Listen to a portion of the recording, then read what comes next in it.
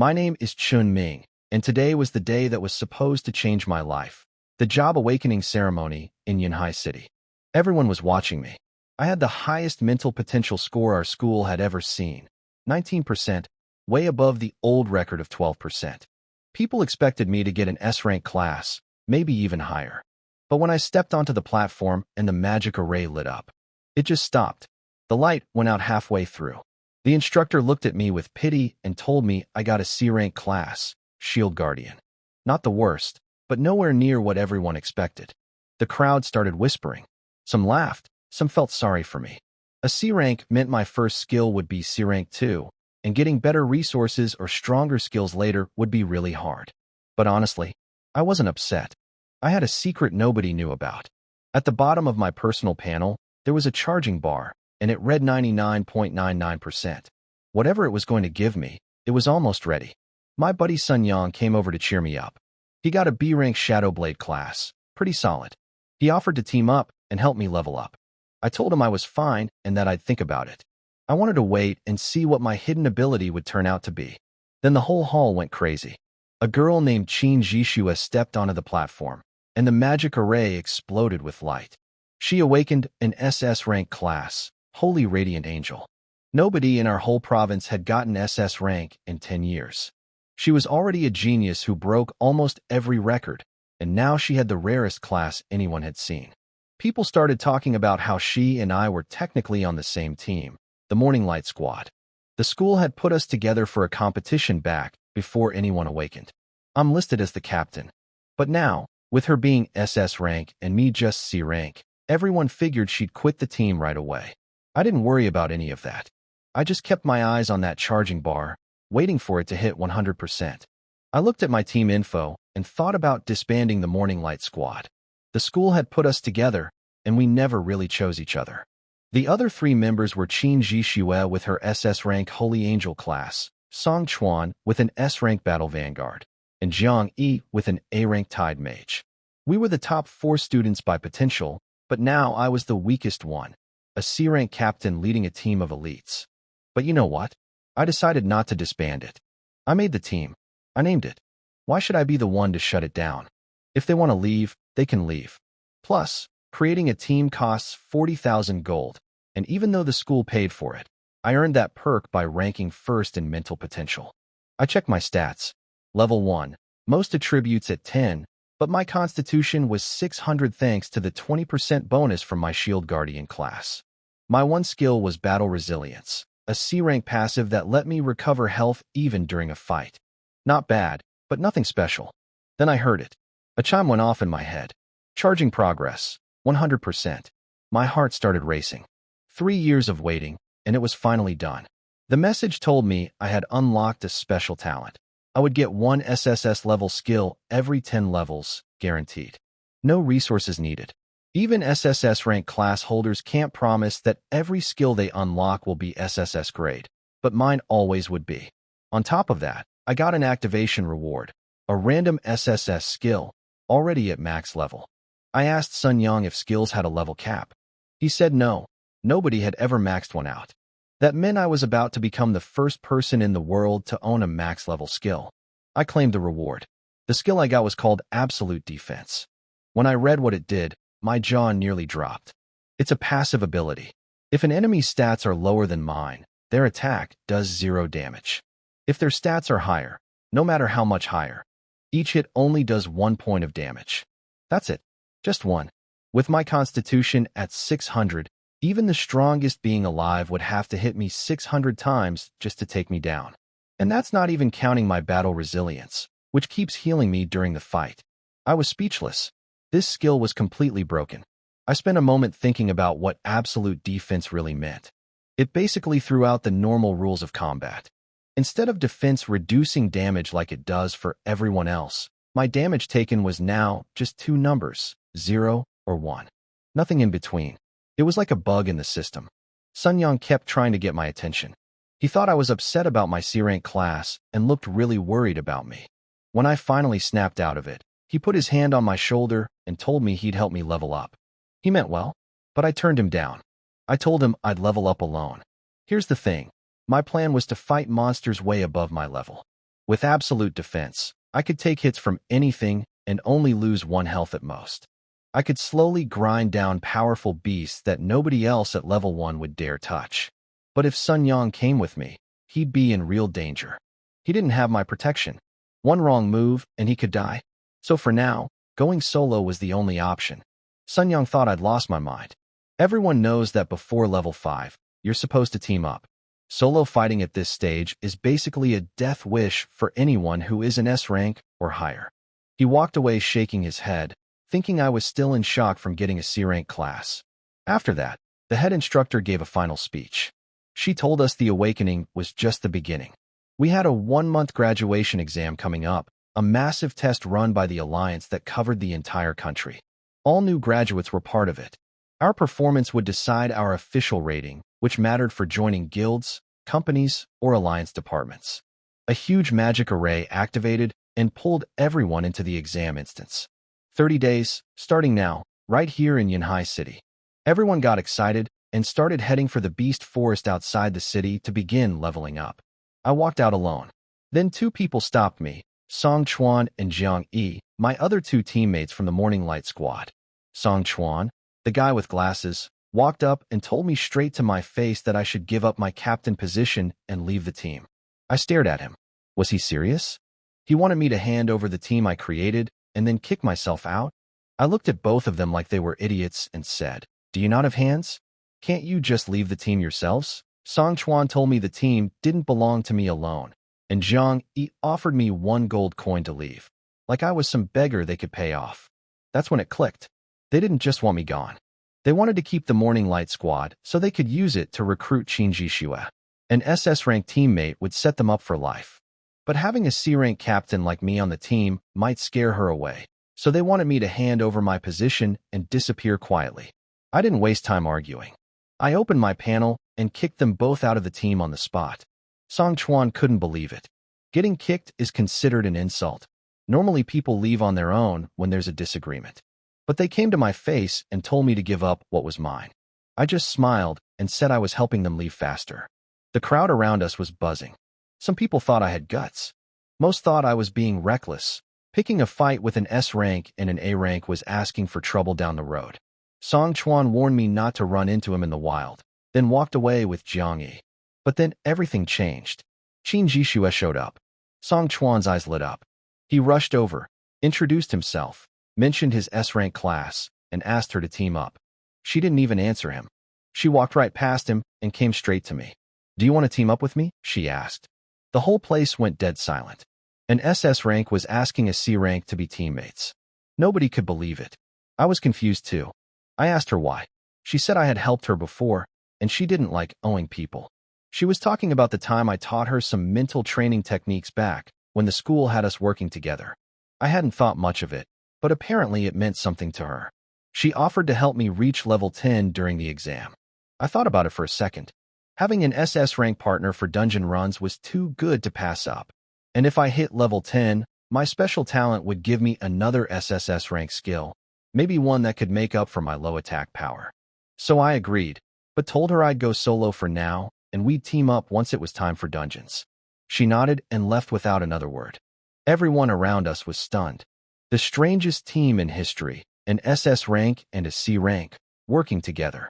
People were whispering, jealous, confused. And Song Chuan, the guy who just tried to kick me out? He was standing there frozen, looking like he wanted to disappear. I headed to the camps at the edge of Yunhai City. The place was packed with new awakeners buying gear, forming teams, and getting ready to fight. I went into the Abyss Guild shop and spent 5,000 on a long blade with a strength 4 bonus. It wiped out half my savings. I wanted armor too, but I couldn't afford it. As soon as I walked out, a few people tried to recruit me. 4 low-level fighters. Having a shield guardian on the team was useful, someone to take hits while they attacked. A C-rank mage even offered to pair up with me. I turned them all down. People thought I was crazy. A shield guardian going solo? Buying strength gear instead of defense gear? They figured I was still pretending to be some kind of genius. They had no idea. I left the city alone and pulled up my map. Years of exploration had marked out safe zones near the city where the beasts were well known. I picked a spot called Breezewood Forest. The scenery was beautiful, wide grasslands with tall green grass swaying in the wind, misty valleys in the distance. Then I heard a sharp cry. A spiky, oval-shaped creature popped out of the grass. A spike roller beast, level 1. It attacks by curling into a ball and charging at high speed. Hard to dodge, but weak on defense. I didn't plan to dodge anyway. It launched at me, spinning like a spiked cannonball. I raised my blade to block. It slammed into me hard, and little spikes flew at my body. The damage number that popped up? 0. I felt nothing. Just a light tickle on my skin. The spikes tore my clothes, but couldn't even scratch me. My absolute defense was working perfectly. Since the beast's strength was lower than mine, it literally couldn't hurt me at all. I relaxed and started swinging. Each hit did 21 damage, and when I found its weak spot, I landed a 42. The beast went berserk, eyes turning red, spikes shaking. It used its special move, whirlwind roll, spinning wildly and hitting me from my blind side. The spikes slammed into my waist. 0 damage again. I couldn't help but laugh. This ability was completely unfair. The beast kept attacking with everything it had, and my health bar didn't move at all. Only one of us was losing health, and it wasn't me. I finished off the spike roller beast with a final slash. It dropped a beast core, a small stone filled with wind energy, useful for crafting gear or selling to guilds. That's how adventurers make money in this world. I checked my health, 600 out of 600. Not a scratch. I did the math. Each level 1 beast gave about 6 experience points, and I needed 100 to reach level 2. That meant killing around 15 to 20 of them, so maybe half a day's work. Normally, reaching level 2 on day 1 is A rank speed. Doing it in half a day is S rank pace. And I was hitting that speed with just a C rank class and no attack skills. All because I never had to stop and heal. That's the thing most people don't realize. Fighters spend half their time recovering. They take damage in every fight, and once their health gets low, they have to retreat. Some leave at 200 health, cautious ones even earlier. I didn't have that problem. My health bar never moved. But level 1 beasts were too slow. I needed stronger ones for faster experience. I pushed deeper into the forest. Other fighters were out there too, all in pairs, fighting carefully and keeping their distance from the beasts. Then 3 spike roller beasts jumped out of a bush and surrounded me. Most teams would run from 3 at once. I just smiled and charged in. The 2 level 1 beasts attacked first. 0 damage. I slashed them both, then felt a sting on my back, just 1 point of damage. I turned around and saw a bigger one. Level 2. Its stats were higher than mine in at least one area, so it could actually hurt me, but only for 1 damage per hit. I ignored the 2 small ones completely, turned my back on them and everything, and focused on the level 2 beast. My hits did less damage against it because of its higher defense, but I had all the time in the world. It would need hundreds of hits to threaten me. I cut it down long before that. Nearby, a 2-man team spotted me and panicked. They thought I was getting mauled and rushed over to help. But when they got closer, they stopped and just stared. One guy fighting 3 beasts at once, not even bothering to dodge, calmly swinging his blade like it was practice. They checked my class and couldn't believe it. Just a C-rank shield guardian doing what looked impossible. 2 fighters nearby watched me the whole time. They couldn't figure out how a C-rank shield guardian was taking hits from 3 beasts without going down. I noticed them staring, and they nervously asked if I needed help. I told them I was fine and kept swinging my blade mid-conversation. They stuck around and watched. I just kept hammering the level 2 spike beast with basic attacks, while the 2 level 1 ones clawed at my back. No fancy skills. I didn't have any active ones. Just swing, swing, swing. When I finally hit the level 2 beast's weak spot, it went berserk and charged at me in a blur. Hit me twice. 1 damage each time. I didn't even flinch. I struck back twice more and finished it off. 15 experience points, more than double what a level 1 gave. It also dropped something special, a strength runestone. Runestones are what really power up your gear.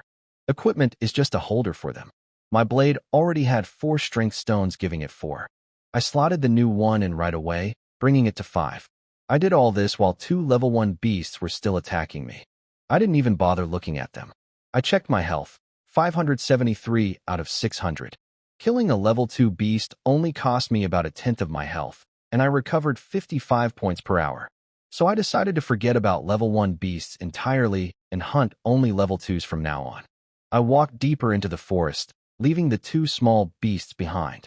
The pair of fighters who'd been watching me just stood there in silence. Later I heard they called me an SSS rank human titan.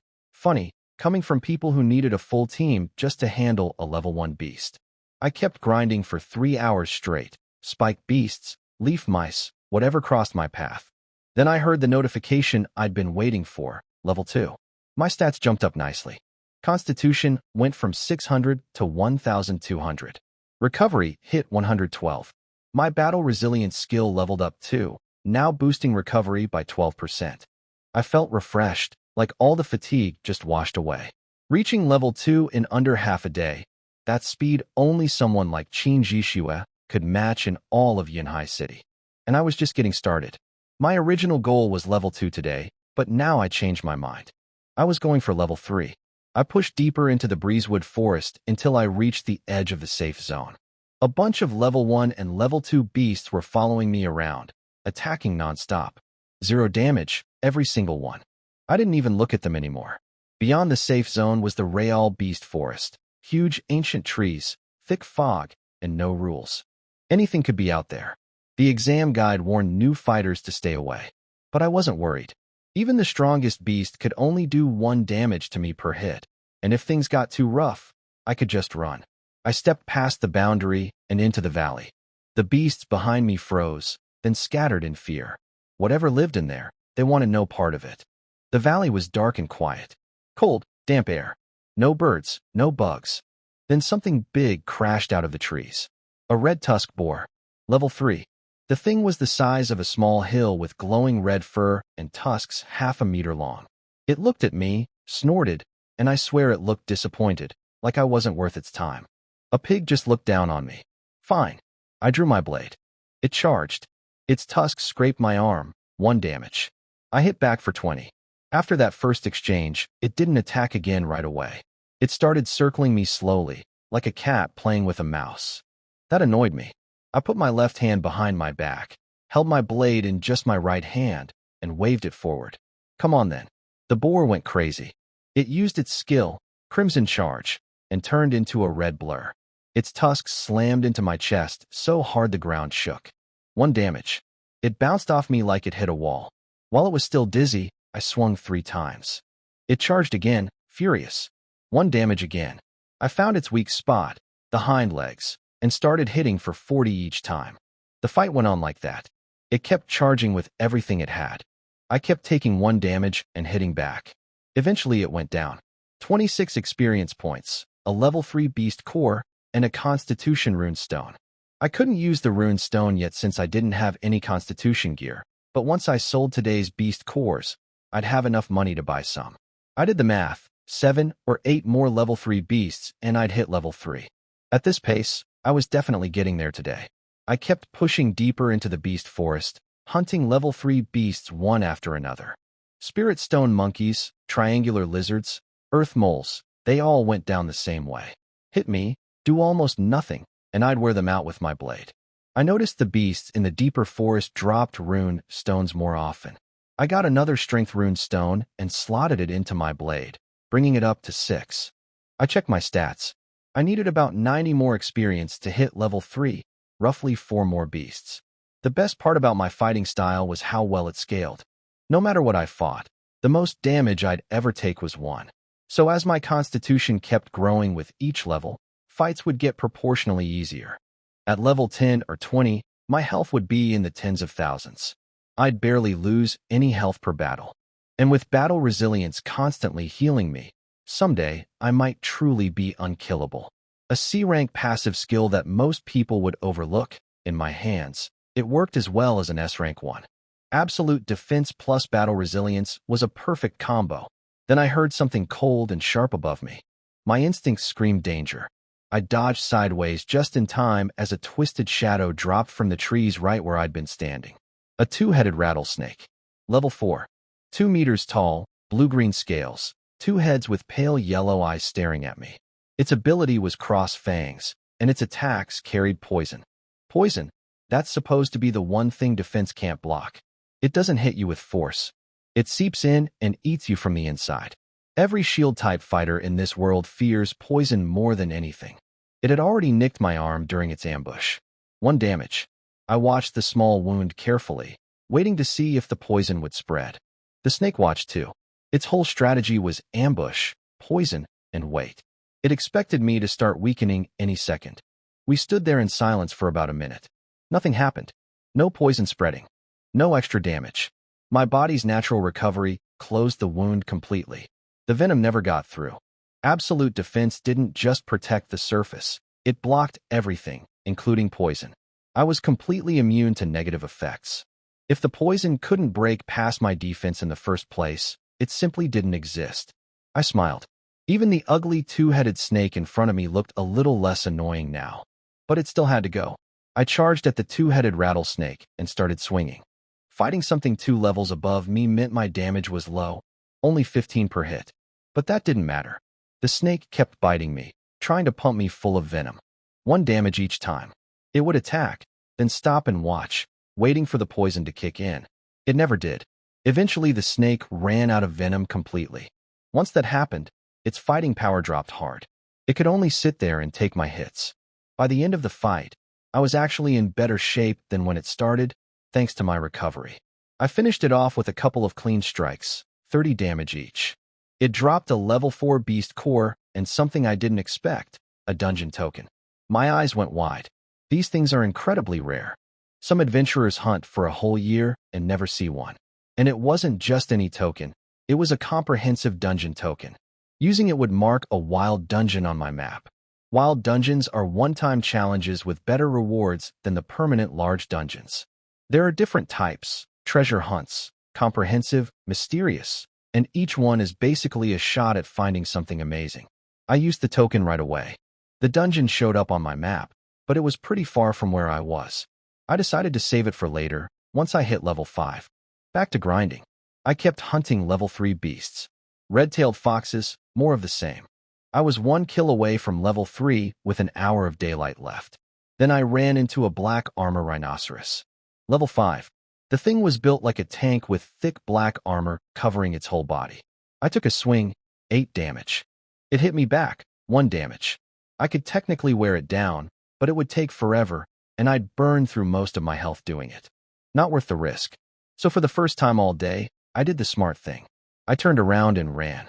I took down one last blue-striped weasel and heard the level up chime. Level 3. My hands were numb from swinging all day, but I'd done it. 2 level ups on the first day. I was sure that would put me in the top 3 on today's rankings. My stats were looking solid. Constitution at 1,800 max, recovery at 169, and battle resilience had leveled up to 13% efficiency. Time to head back. On the way to the city, I ran into Qin Jixue and a girl walking with her. They'd just finished their day of fighting too. Qin Jixue was decked out in shimmering armor with a long sword. She looked like a real warrior. Then they both stared at me with weird expressions. I looked down and realized why. My clothes were completely shredded. I'd been brawling with beasts all day wearing no armor, just taking every hit. My outfit was in tatters.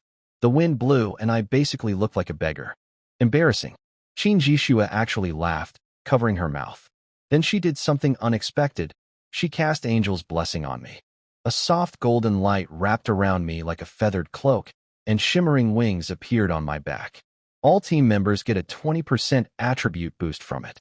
And honestly, it covered up my rags and made me look pretty cool. SS rank classes really are something else. On the walk back, Qin Jixue asked if I'd been fighting alone. I said yes. She went quiet for a moment, then told me something important. She said mental potential can also awaken skills, not just profession levels. If your mental potential reaches 20%, there's a chance to unlock a mental skill. Mine was at 19%. So close. But even reaching 20% doesn't guarantee anything. You also need rare mental resources. And the way to get those? The graduation exam rankings. Level rankings, dungeon performance, overall placement. The top spots come with rare resources as rewards. That's why she said this month could change my fate. If I push hard enough to rank high, I might get the resources to awaken a mental skill. And apparently, mental skills are never weak. I thanked her. This information was huge. My decision to grind to level 3 on day 1 was exactly right. Top 3 on the leaderboard meant the best prizes. Back at the city outskirts, everyone was gathering around the guild camps, exhausted. Most teams hadn't even reached level 2. People were talking about how brutal the beasts were, and some fighters had actually gotten hurt, or worse. Nearby, Song Chuan and Jiang Yi were surrounded by admirers. People were praising Song Chuan as the strongest in the city and asking why he didn't team up with Qin Jixue. His face went stiff at that question. I could guess why. Song Chuan was awkwardly dodging questions about teaming up with Qin Jixue when we walked through the city gate. Me, Qin Jixue, and her companion. I was still wearing the angel's blessing effect, which made me look like I was dressed in glowing feathered robes. People immediately started whispering. They could see us walking and talking together, and the rumors from this morning suddenly seemed real. An SS rank and a C rank, actually teaming up. I found Sun Yang at the guild entrance. He was beaming. He'd reached level 2 and was really proud of himself. He asked what level I was. I said level 3. His face twitched. He didn't believe me. He thought I was losing it. Then the first day rankings dropped, and everyone went wild. Out of all the new fighters in Yunhai City, 191 people reached level 2 on day 1. Only 2 reached level 3. People couldn't believe it. Last year, nobody hit level 3 on the first day. Sun Yang made the list at 99th place and nearly lost his mind with excitement.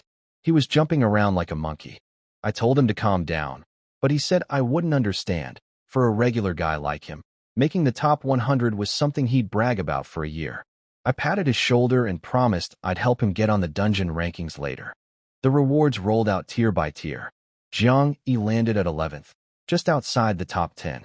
She looked crushed. Song Chuan, the S rank who'd tried to steal my team, came in 6th. His face went dark. Everyone expected him to be in the top 3 at least. The top 5 got revealed. 4th and 5th were 2 S-rank fighters from other schools who'd teamed up, an Abyss Mage and a Light Priest. Strong combo, but still not enough for the top spots. 3rd place was someone named Lin Wei, an A-rank contract master at level 2. Then the top 2 appeared on screen. 1st place, Qin Jixue, level 3. SS rank Holy Light Angel. Dawn Team. 2nd place, Chen Ming, level 3. C rank Shield Guardian. Dawn Team. That's me. A C rank, sitting in 2nd place above every S rank in the city. I could feel the silence around me. Nobody expected that. The whole place went dead quiet. Nearly 1,000 people were staring at the rankings, and nobody could process what they were seeing. Qin Jixue in 1st place. Sure, she's SS rank. But a C rank Shield Guardian in 2nd? People started asking who I was, how it was even possible for a C rank to level up twice on the first day. The crowd immediately decided Qin Jixue must have carried me. They figured she dragged me through battles and handed me free experience. Some people who'd actually seen me head to Breezewood Forest alone tried to correct them, but their voices got buried in the noise. Qin Jixue herself was surprised. The girl with her, Lin Wei, the 3rd place A-rank contract master, knew the truth. She'd been the one teaming up with Qin Jixue all day, not me. They both knew I'd soloed my way to level 3, and neither of them could figure out how I did it. Sun Yang was standing next to me with his mouth hanging open. He'd been ready to give me a pep talk about accepting reality, and now he was the one who needed a reality check. I just shrugged and said I told him so. Then the rewards came in, and they were incredible. 10 gold coins, 2 pieces of high-quality equipment with 15 attribute stones, 2 equipment empowerment books, and rare resources. I picked a stamina armor and agility boots. The Shadow Guard armor gave me 750 constitution, and the feathered boots added 15 agility. Those would make a big difference. Then I looked at the empowerment books. Armor penetration, accuracy, fire range boost. They all looked amazing. I wanted every single one of them. But I could only pick 2, so I told myself to relax. If I kept ranking high, I'd get more tomorrow. I picked empowerment books for my new gear. The boots got a sprint ability, doubles my agility for 1 minute with an hour cooldown. The armor got stealth, makes me invisible. Sprint plus stealth meant I could sneak up on enemies or escape when needed. Not bad at all.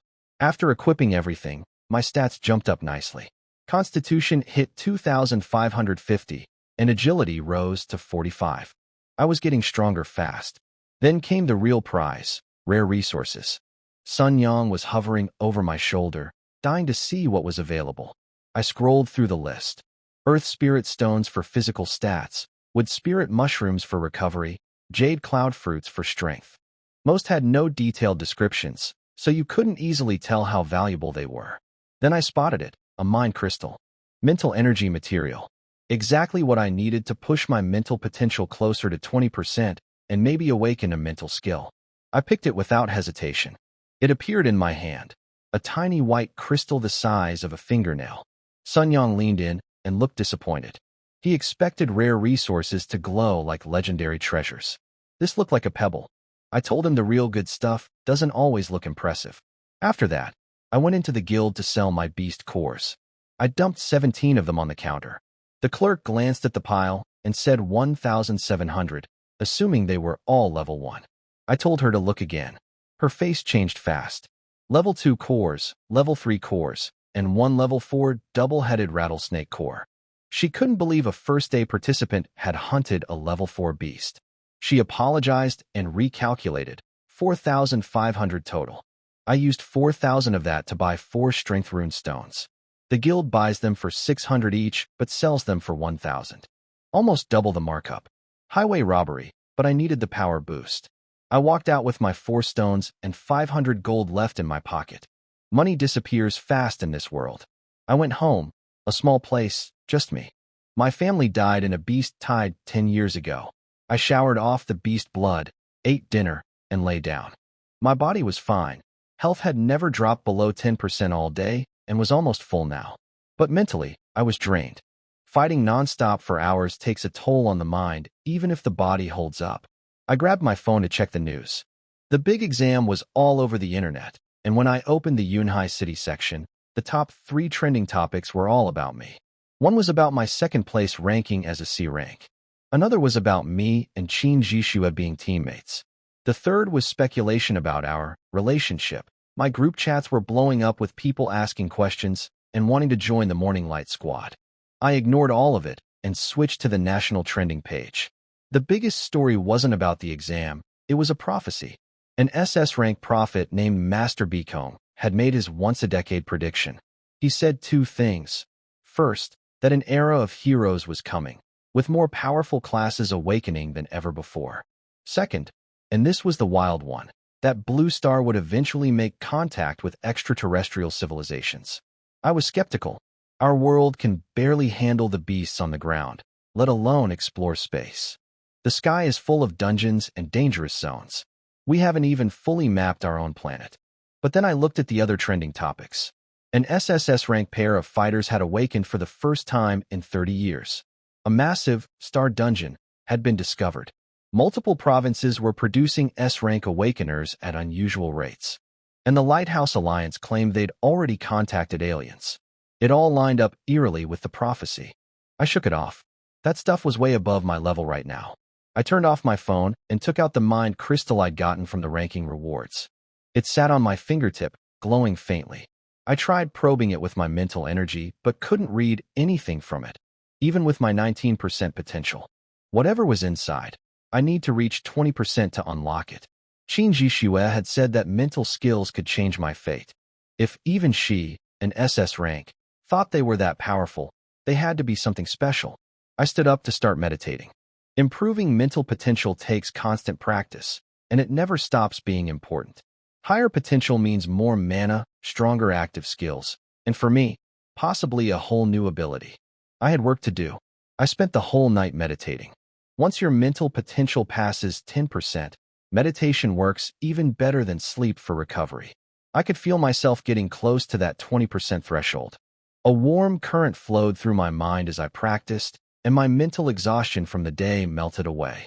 I lost track of time completely. By morning, the second day of the exam had begun. Fighters were heading out of the city again.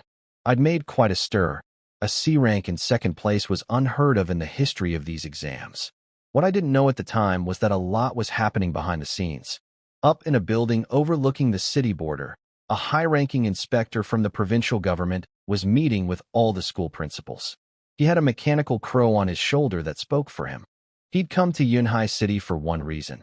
The Alliance had set up a special assessment with team spots on the line. Only 2 team spots were available for the entire Jiangnan province. The principals from the 3rd and 5th schools, the ones whose grandsons were the 2 S-rank fighters in the Abyss squad, immediately started scheming. They wanted Qin Jixue to join their team. They figured an SS rank plus 2 S ranks would be unstoppable, and they pressured my school's principal, Principal Zhou, to make it happen. Principal Zhou from my school was in a tough spot. The other principals were mocking him, saying pairing an SS rank with a C rank was a waste. They argued that Yunhai City needed to combine its strongest fighters or risk losing to other cities that would bring full S-rank teams. They kept pushing, saying Qin Jixue would obviously choose 2 S ranks over a C rank like me. Principal Zhou stayed quiet. He didn't agree, but he didn't fight back either.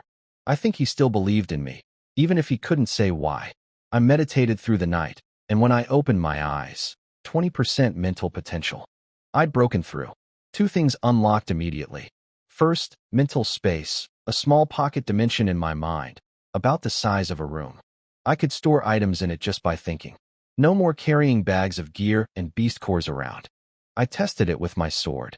It vanished from my hand and appeared inside the space. Second, mental probing got a massive upgrade. Before 20%, it was basic scouting.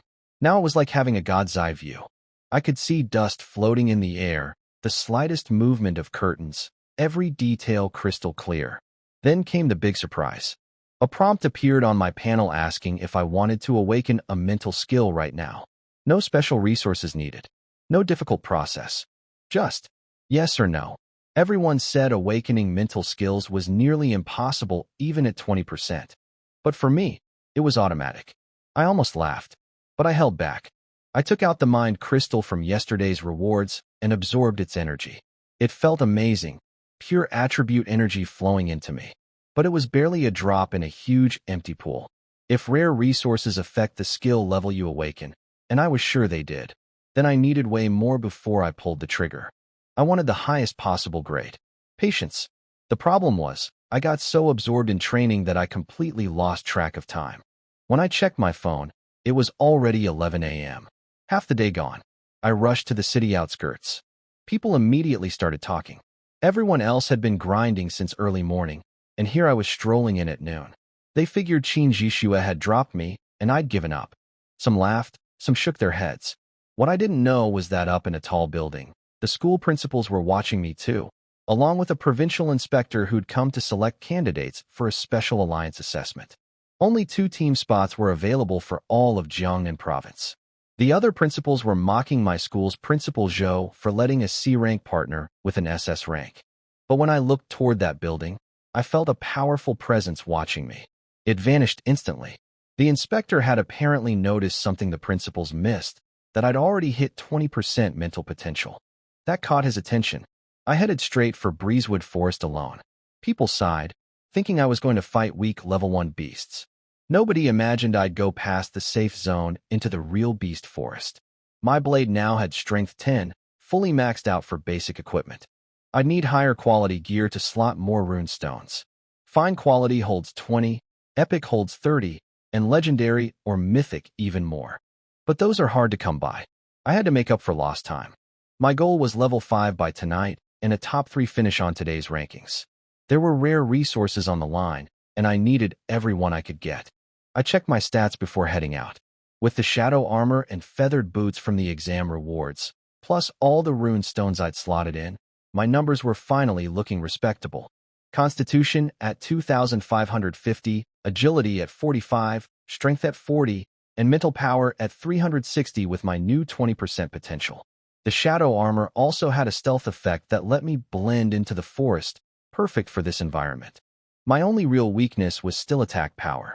I needed active combat skills badly. I had 3 chances coming up, 1 mental skill awakening and 2 profession skills at level 10. At least one of them had to be an offensive ability.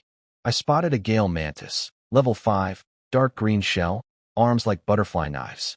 Before hitting 20% mental potential, beasts always ambushed me first. Not anymore. I could sense it before it sensed me. I jumped off a tree trunk, silent as a shadow, and drove my blade straight into its eye. 76 damage. Weak spot on the first hit. The mantis shrieked and swung at me, But with my upgraded mental detection, its movements looked almost slow. My body couldn't quite keep up with what my brain saw, but it didn't matter. When it hit my neck with its razor-sharp arms, 1 damage. Metal on metal. The mantis just stared, completely confused. I went all out, targeting the eyes over and over. It tried to run when it couldn't take any more. I cut its head clean off. 71 experience points and a beast core. Not bad. I decided to push higher, level 6 monsters. The difference between 5 and 6 barely mattered to me now.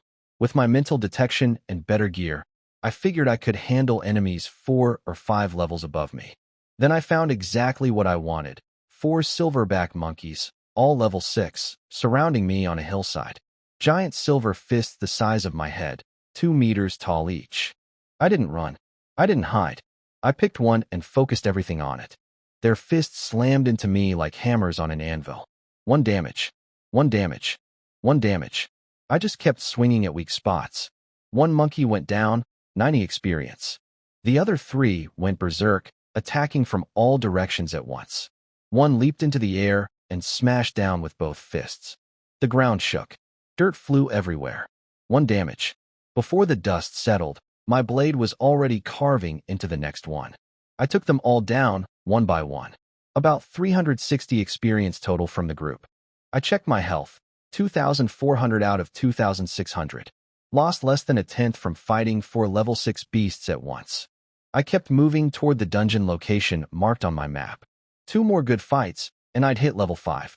At this rate, I'd get there before evening and lock in another top 3 finish. Then I stumbled onto something interesting. 2 strange creatures fighting each other. A giant frog the size of half a person was tangled up with some kind of plant monster covered in vines and red spots, with a flower head full of sharp teeth.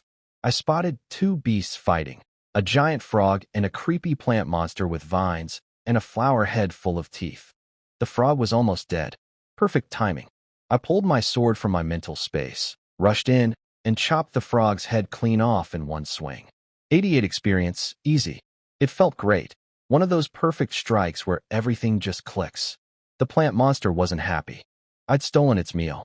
It came at me with whipping tentacles and sprayed some nasty dark red gas that killed every plant it touched. Poison, obviously, but I'm immune to all that. I breathed it in and felt nothing. I hacked away at it until I split its flower head open. 90 more experience. Level 4. My stats were climbing fast now. Constitution at 3,100, recovery at 230 per hour, and my battle resilience hit level 5. In a one-on-one fight against a level 6 beast, I could win and still be at full health afterward. The only thing that could theoretically threaten me was something with stats higher than mine attacking incredibly fast.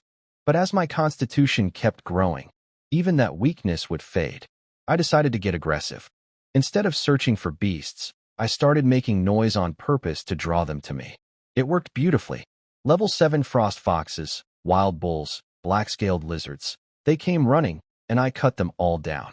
Each one gave over 100 experience. My bar was filling up like a rocket. Fighting things 3 levels above me and gaining this much experience, nobody else could do this.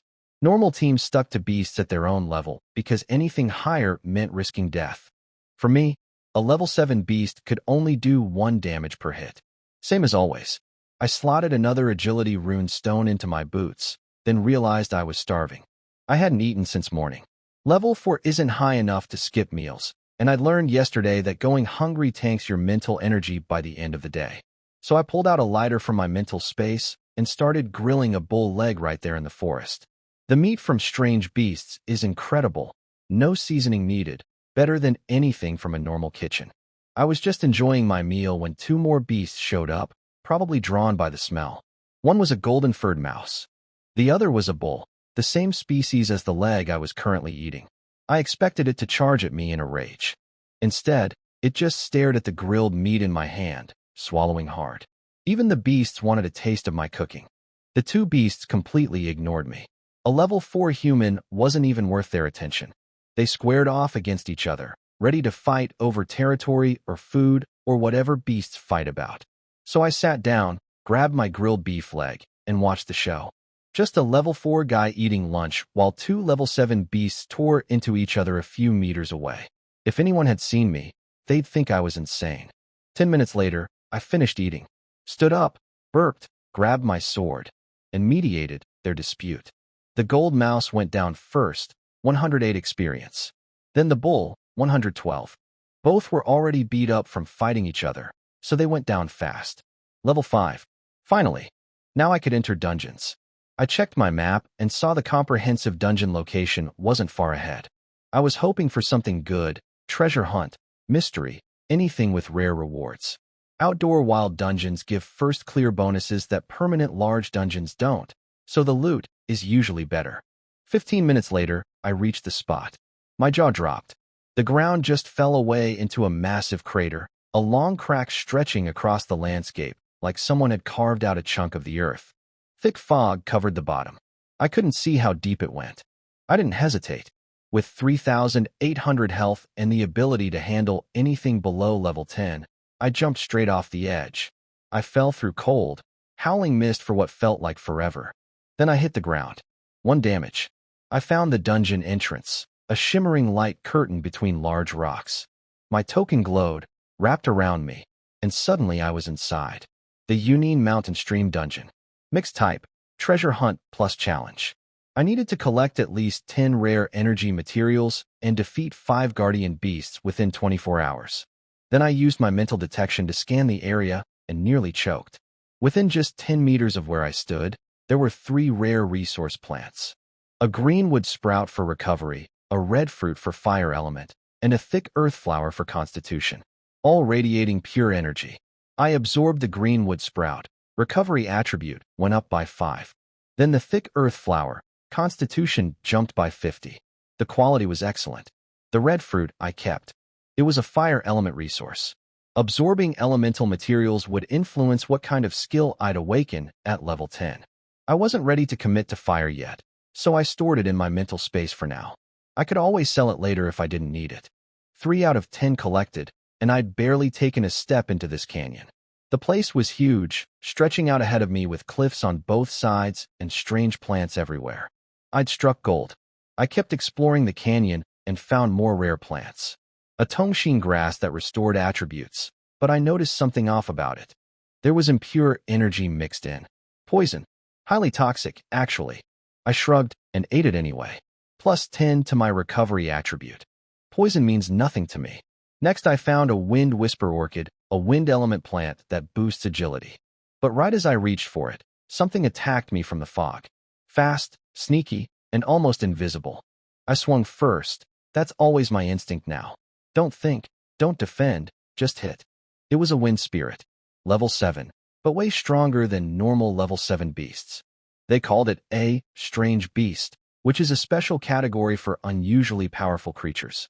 This thing controlled wind like a weapon, wind blades, transparent needles, sonic screams that messed with your head. Its speed was insane, and it fought like something closer to level 9.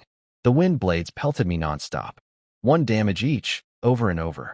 The real problem was hitting it back. The thing danced through the air like a torn piece of cloth, constantly shifting and impossible to pin down. My normal agility couldn't keep up, so I activated sprint from my feathered boots. Agility doubled to over 130 for 1 minute. I shot forward like a rocket and started landing clean hits, 55 damage each. I bounced off walls, changed direction midair, and chased it down relentlessly. Half a minute later, it was dead. 150 experience points, way more than normal level 7 monsters. And the drops were amazing. A beast core, 2 agility rune stones, and a tier 1 crystal. Crystals can upgrade equipment from tier 1 to tier 2. Those usually only come from dungeon completion rewards, not regular monster kills. This dungeon was special. I couldn't use the crystal yet. Tier 2 gear requires level 10. But I stored it in my mental space for later. I slotted the 2 agility stones into my boots, bringing them to 18. I grabbed the Wind Whisper Orchid and kept it stored too. Wind element wasn't something I needed to decide on right now. 1 guardian beast down, for more to go. If each one dropped loot like this, I was in for a great night. My mental strength at 20% meant I could go days without sleeping, so I had no plans to leave. I was going to clear this entire dungeon tonight. Meanwhile, back at the city, everyone else was just reaching level 2 on their second day and feeling proud of themselves. I was already level 5, deep inside a wild dungeon, hunting strange beasts and collecting rare resources by the handful. For ordinary people, dungeon rewards are the most attractive. In large dungeons, the information about the beasts is known, so there are no surprises. This means safer leveling. Also, those who can't afford equipment can get gear and resources from dungeons. Some dungeons even offer rare resources. I heard that the two S-rank transferers from 3rd and 5th high school already got the rune stones from outdoor dungeons, just waiting to reach level 5 to challenge them. Outdoor dungeons? Someone exclaimed. Yes, it seems a B-rank transferer killed a beast and sold the rune stone to the Abyss squad for 200,000. TSK. If it were me, I'd keep it for myself. Rewards from outdoor dungeons are very rich, maybe even rare treasures. A wave of envy and admiration spread among the crowd. For ordinary people, outdoor dungeons can be both an opportunity and a danger.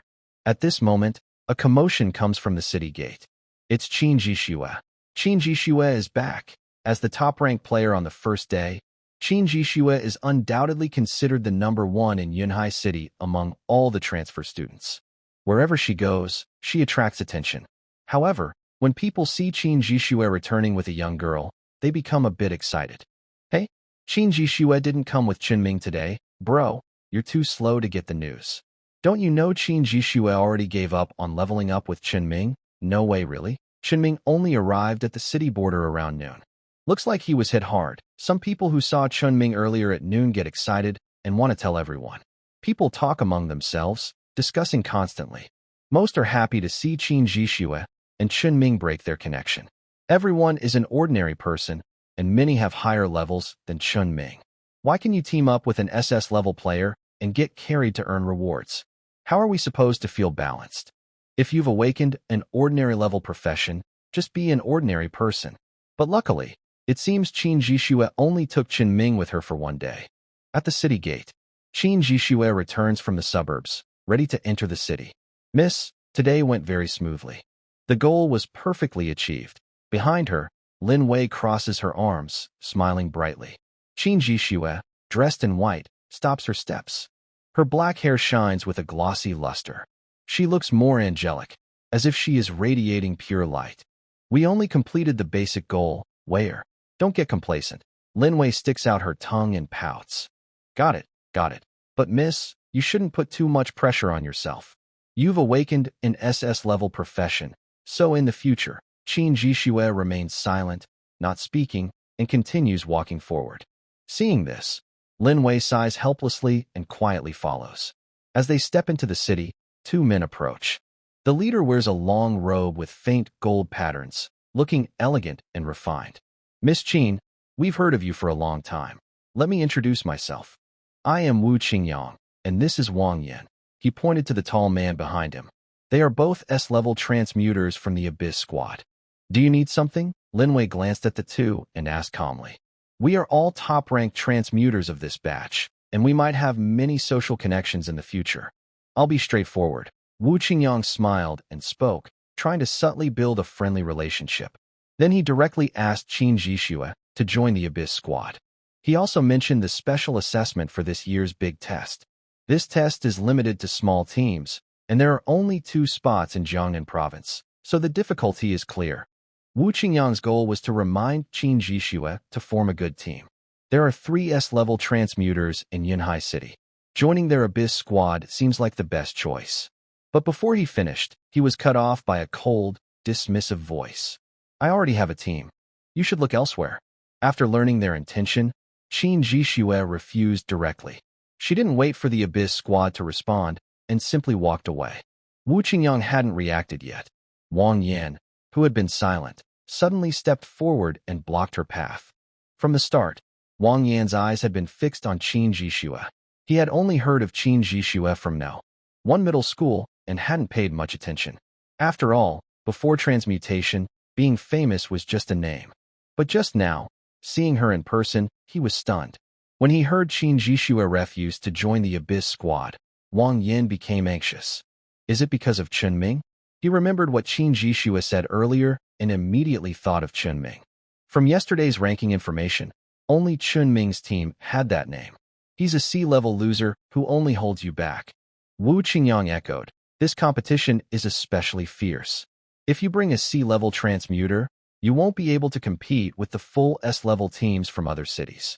I thought Qin Jixue had already given up on Chun Ming and left the Mingxin team. But unexpectedly, there was a twist. At that moment, a notification popped up in front of everyone. The results of the second-day exam are now available. Scope: Yunhai City. Number of Level 2 transmuters, 762. Number of Level 3 transmuters, 15.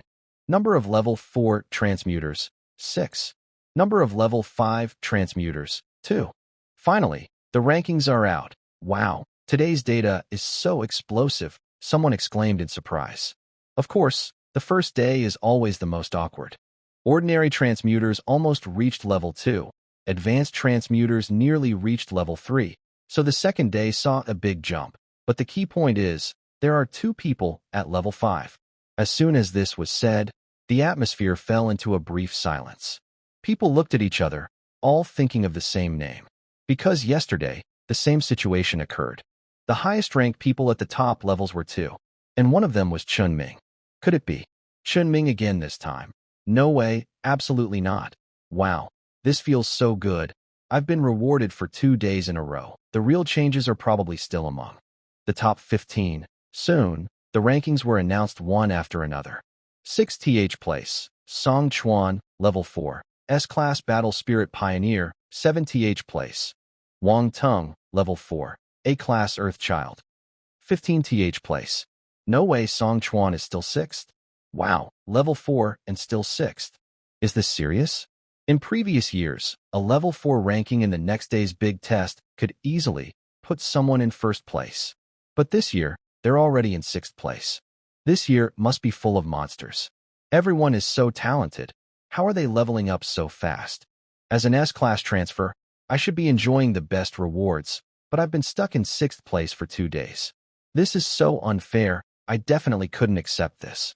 Many people looked at Song Chuan with sympathy as he walked out of a group's entrance. At the same time, Song Chuan saw his ranking. His face immediately fell. He had worked so hard to level up today, thinking that Level 4 would keep him in the top 5. But he only stayed the same? Wait, this script feels so familiar. Finally, someone realized something was wrong. Why was the ranking at the front unchanged from yesterday? Before anyone could think further, the ranking information flickered again and changed.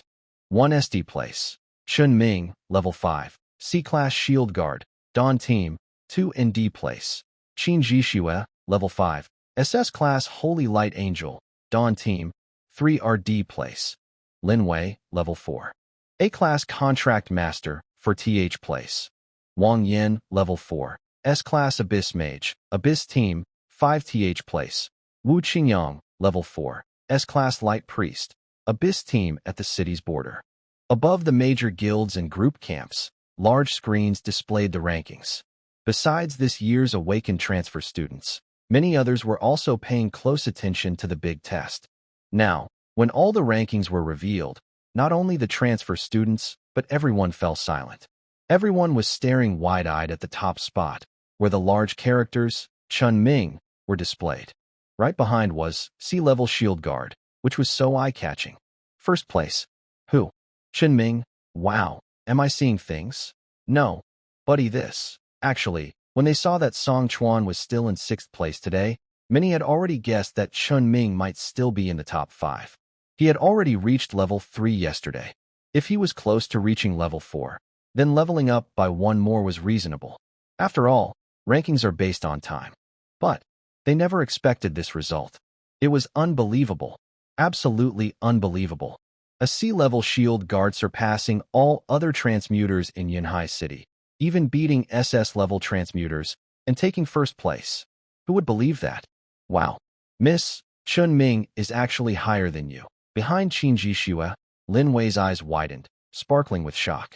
She knew very well that today, Miss had fought many monsters to reach Level 5, even venturing into the monster forest to hunt high-level monsters. But Chun Ming was ranked even higher. This meant Chun Ming was leveling up faster than Qin Jixue. Has he already awakened a mental-type skill? Qin Jixue looked at the ranking, deep in thought. Suddenly, Lin Wei had an idea. She looked at Wang Yin and Wu Qingyang with a strange expression. Seeing Lin Wei's teasing gaze, Wang Yin and Wu Qingyang froze in place. They felt uncomfortable all over. Just earlier, they called Chun Ming a waste. Now, with the ranking announced, the person they called a waste was in first place. Does that mean they are even more useless? They just embarrassed themselves. Is this real? Finally, someone couldn't hold back and questioned. I think so too. How is this possible? Could there be a problem with the ranking? This caused a big stir. The ranking can't be wrong. The problem is Chun Ming. Wow. He probably teamed up with high-level transfer students and cheated to level up, right? Hearing this, Wang Yin seemed to realize something important, and his eyes lit up. Exactly. Chun Ming must have cheated. He's only a C level. How could he have such results? I think he probably used some tricks to avoid detection during the big exam. Cheating during the big exam happens every year in a few cases. For example, teaming up with non-participating transfer students to level up together, or having a high-level transfer student weaken a beast, then finishing it off to gain easy experience. But in every case, they are immediately expelled from the big exam and banned for life from the alliance ratings. There is zero tolerance for cheating in the big exam. After Wang Yin stirred things up, the doubts grew louder. Everyone was reassured. Don't worry, I will report this and investigate clearly. Cheaters will be punished. We must do our duty. Wang Yan's grandfather is the principal of the third school, who has the power to communicate with the alliance leaders. Once he said this, many people felt relieved. Some even started looking for Chun Ming, hoping he would come forward to clarify. But no one could find Chun Ming anywhere near the border. Where is Chun Ming? He hasn't come back since noon after entering the beast forest. I've been at the border all afternoon, said a transfer student wrapped in bandages. He was injured fighting beasts in the morning and spent the afternoon resting at the border. Chun Ming didn't come back? Is he still outside the city? Doesn't that make the cheating suspicion even stronger? Transfer students above level 10 wouldn't dare stay in the beast forest at night, let alone a level 5. Meanwhile, on a tall building nearby, a bunch of ignorant people. The mechanical crow on the patrol officer's shoulder snorted coldly. They dare to question the validity of the big exam. How stupid can they be? Behind him, several principals looked embarrassed. The principal of the third school looked especially grim, with a shameful expression, because the loudest among them was his grandson, Wang Yan. As the principal, I naturally know more about the big exam information. The big exam replica is not just about evaluating awakened transmuters each year. In fact, the big exam is just one of the many functions in the Alliance's super large replica. This was created by the strongest person in China himself. Its main purpose is to defend against invasions from outside the Alliance. Creating a whole territory replica that covers the entire Alliance requires incredible power beyond what ordinary people can imagine. Cheating? Saying that word is almost like questioning the authority of the entire Alliance. And the key point is, it's all happening right in front of the inspector. Just as a few principals were thinking about what to say or whether to step in, they suddenly saw a crow on the inspector's shoulder fly up. It landed on the window edge, its metallic eyes flashing with dark light, then projected a light screen. Do you want to activate permission to check big exam information? Inspector's identity confirmed. Target: Chun Ming. At the city border, more and more people are starting to doubt Chun Ming's results. Some are even criticizing and insulting him. At this moment, a buzzing sound comes from above. This instantly catches everyone's attention. Looking up, they see a huge light screen projected over the entire border area. What's going on? What does this light screen mean? Is it going to reveal something? Next, words begin to appear on the screen. Transmuter information being retrieved. Yinhai City, Yinhai Number 1 Middle School, Chun Ming. Details of the big exam being accessed. Chun Ming's big exam details. His results are so amazing that it caused the light screen to appear. Wow, did he really cheat? At this moment, the crowd erupts. Everyone's thoughts are the same. Chun Ming might have really cheated. Otherwise, the big exam replica wouldn't be checking his details personally. But as the information on the screen gradually appears, people start to notice something strange. Location: Breeze Forest, safe zone outside Yinhai City. Defeated Spike Rolling Beast, level 1. Gained 6 experience points. Time: Day 1, 9:59 a.m. Location: Breeze Forest, safe zone outside Yunhai City. Defeated Spike Rolling Beast, level 2. Gained 15 experience points. Time: Day 1, 2:09 p.m. Class Changer Chun Ming advanced to level 2. Time: Day 1, 2:45 p.m. Location: First level Monster Forest. Defeated Crimson Howl Pig, level 3. Gained 26 experience points. Time: Day 1, 5:32 p.m. Class Changer Chun Ming advanced to level 3. On the light screen, there are maps displayed, forming a path diagram. Next to them, various texts appear. All are detailed reports about Chun Ming's level-ups and monster kills. This includes locations, times, and experience points gained. As the dense information keeps appearing, everyone falls silent. Those who previously doubted Chun Ming's achievements stop talking. Among the crowd, Wang Yan, who led the charge, looks very angry. His face is red, and his expression is unpleasant, like he ate a bitter fly. Clearly, the purpose of the light screen showing the exam results isn't to verify Chun Ming's performance. It's to respond to everyone's doubts. It even displays detailed information about Chun Ming. Awesome. Except for the first monster being level 1, all the others are level 2. Look at Chun Ming's route. He entered the monster forest on the first day. Level 3? Wow, he fought level 3 monsters on the first day. Did he really kill level 4 monsters too? Isn't that impossible for a human? Now, everyone's attention finally shifts back to Chun Ming's level up info. But once they see what Chun Ming did on the first day, no one can stay calm. He's soloing each monster for experience. Finally, someone notices the key point. From the experience data, it's clear that Chun Ming was always fighting alone. He defeated each monster by himself. Although I couldn't see the actual scene, watching the map, Chun Ming boldly charged into the monster forest, killing high-level monsters one after another. It was surprisingly exciting. At this moment, everyone's doubts about Chun Ming disappeared. Instead, they felt anticipation. Yes, anticipation. They looked forward to the second day's information release about Chun Ming. They wanted to see what Chun Ming could really do. At the city border, everyone stopped to watch. Soon, Chun Ming's information appeared on the light screen for the second day. Time: Day 2, 11:35 a.m. Location: Level 1 Monster Forest. Killed Wind Mantis, LV.5. Gained 71 experience. Time: Day 2, 1:03 p.m. Location: Level 1 Monster Forest. Killed 4 silverback monkeys, LV.6. Gained 358 experience. Time: Day 2, 2:09 p.m. Chun Ming, the class changer, reached level 4. Time: Day 2, 4:42 p.m. Chun Ming reached level 5. Time: Day 2, 5:29 p.m. Location: Level 1 Monster Forest. Killed Wind Spirit, LV.7. Gained 150 experience. The information suddenly stopped here. Chun Ming's last update was at 5:29 p.m. That means, just half an hour ago, Chun Ming was still leveling up in the monster forest. Level 7. A level 5 class changer, killing a level 7 monster. Not only that, I saw that when he was still level 4, he had already killed a level 7. In the sky, after announcing Chun Ming's second day upgrade information, the light screen suddenly disappeared without warning. It came quickly and went just as fast, but the shock it brought to everyone was enormous. The entire border area fell into a strange silence for a few minutes. Is he really a C-grade shield guard? Could he have a hidden profession and it just shows a C-grade?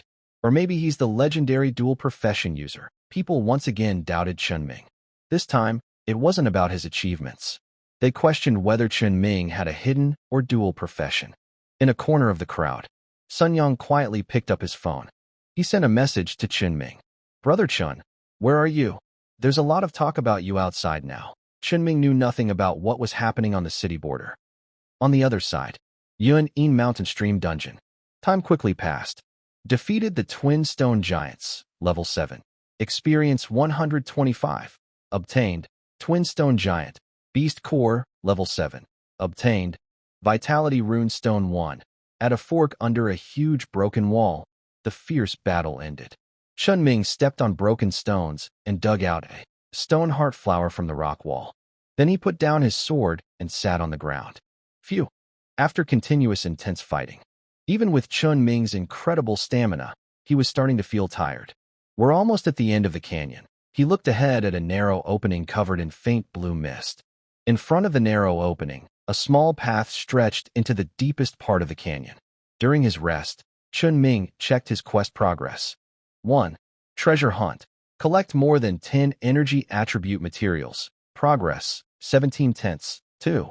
Challenge. Successfully defeat more than 5 guardian monsters. Progress, 5 out of 5. I've collected 17 rare resources. 10 of these were rare resources without elemental power, which Chun Ming had already absorbed. The rest he kept for now. Chun Ming used his mental energy to scan his spiritual space. Red fruit, fire element power attribute, breeze orchid, wind element agility attribute. Nourishing yuan fruit, wood element physique attribute, flowing light wood core, light element power attribute. He smiled. Quite a harvest. There was a feeling of satisfaction like a miser.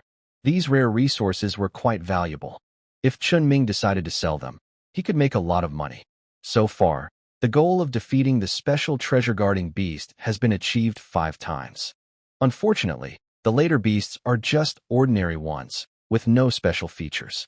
The items dropped after defeating them are also average, only a strength runestone and a recovery runestone. Both conditions are completed, but the dungeon isn't finished yet. It seems there are still more things ahead. Chun Ming plans to rest for a moment before continuing to explore the deepest part. At that moment, a notification pops up in front of him. Second day of the big test ranking. First place. Reward for ranking. 10 gold coins. 2 first-tier high-quality equipment. Attribute runestones 15. Type optional. 2 equipment empowerment books. Type optional. 2 rare resources. Type optional. Wow, I got the reward. For the big test, and I'm in first place. Chun Ming's expression flickers as he opens to check. Being in first place shows that his current level-up speed has already surpassed Qin Jixue. Today's reward includes 2 rare resources. That's good. Chun Ming feels happy. Although he has already collected 17 in the canyon, rare resources are never enough. The more rare resources he absorbs, the higher the skill level when he reaches level 10. He already has an SSS level pre-made skill, but the awakening skill linked to his C-level shield guard profession still needs rare resources to upgrade. Most importantly, Chun Ming really wants spiritual type rare resources. He hasn't found any in the canyon yet. Huh? They're gone. Chun Ming looks at the panel in front of him, surprised. He just chose a mind crystal. Just as he was about to pick another, the mind crystal suddenly turns gray. Was it taken? The only explanation is that this spiritual resource has been snatched up. After all, the big test rewards are for the entire alliance. Millions of transfer students are competing. Even if only 3 transfer students in each city can choose rare resources, that's still a lot. The main reason is that among the rare resources offered, only the mind crystal is related to the spiritual type. It seems many people know how valuable spiritual rare resources are, and they all want to get this one. But it seems normal enough. People who rank in the top 3 in each city are almost all geniuses. Geniuses naturally have pride and want to awaken more powerful skills. Mental skills are definitely a big temptation. Most people cannot awaken this ability, but if I could, that would be amazing. That said, Chun Ming still felt a bit disappointed. Although the amount of mind crystal given was a bit stingy, at least he received some. He urgently needed rare mental resources right now. Guess I'll have to wait and see later. As the competition progresses, the rewards get better and more valuable items will appear. Especially the final reward. Shaking his head, Chun Ming decided to choose another rare resource. A palm-sized mineral emitting a bright red glow. It's a strength-type resource, not involving elemental power. Using his mental strength, Chun Ming checked and found its quality was similar to the rare resources he found in the canyon. Strength 1. After absorbing this rare resource, Chun Ming began selecting equipment and empowerment books. Currently, he has on him a common-grade long sword, a fine-quality armor. Agile boots lets boost strength and recovery attributes. Thinking for a moment, Chun Ming decided to choose fine-quality equipment for strength and recovery. The bonus from the normal long sword's runestone had already reached the limit of 10. To further increase strength, he needed to switch to fine quality gear. Recovery was also one of his important attributes. Recovery bracelet, recovery 75. Quick heal, recovery equipment empowerment passive ability. When the wearer's physique is below 50%, triggers 50% recovery. Lasts 1 hour, with a 1-hour cooldown. After putting on the equipment, Chun Ming started choosing strength gear. Shattered rock knife, strength 15. While selecting a strength empowerment book, he suddenly found something good. Bloodthirst, strength equipment empowerment active ability, 50% strength, minus 50% defense. Lasts 1 hour, with a 1-hour cooldown. Caution advised for job changers. Chun Ming's eyes lit up. Clearly, this empowerment effect was purely a risk-taking ability. The physical attributes are very important for those who change jobs, as they directly affect their real-life force. To increase attack power, some might accept lower defense and take more damage. Most normal job changers would never do this. That's why the description of this equipment enhancement book clearly marks defense minus 50% in bright red. It's a warning for job changers to be careful. But Chun Ming is different. Defense minus 50%? Seeing this, he smiles harmlessly. Sorry, his defense attribute is a bug-level glitch. In fact, he doesn't really have a defense attribute at all. Wow, this ability is great. This enhancement suits me perfectly. Chun Ming immediately chooses this equipment enhancement book. Do you want to continue with this equipment enhancement? Reminder, this enhancement has a debuff effect. Confirm.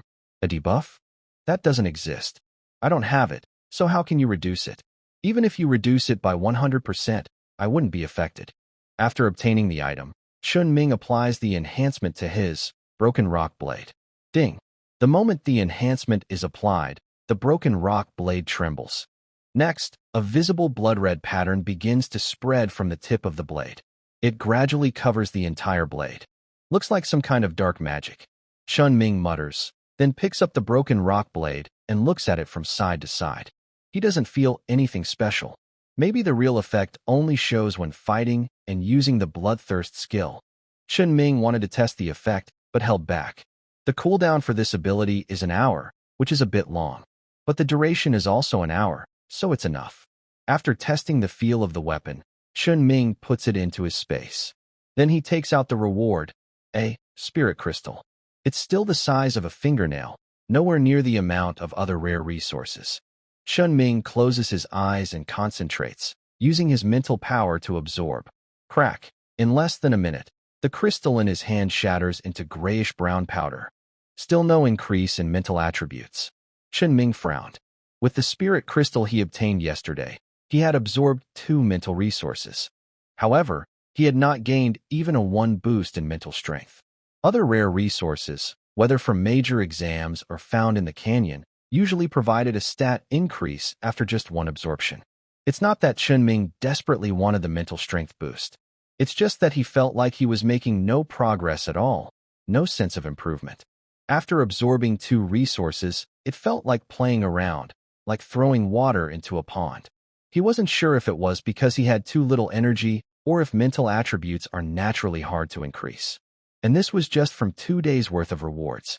If he accumulated a whole month of mental resources from the big exam, it still might not significantly strengthen his awakening skills. No, I need to find other ways, he thought. Relying only on exam rewards probably isn't enough. Chun Ming also wanted to fill the water pool he had started. But from what he saw now, even after a month of the big exam, he might not gather enough to make a small pond. No wonder it's so hard for ordinary people to awaken mental skills. Not only is resource gathering difficult, but progress is painfully slow. Compared to awakening other skills, this is hardly a small challenge. After resting, Chun Ming set out again.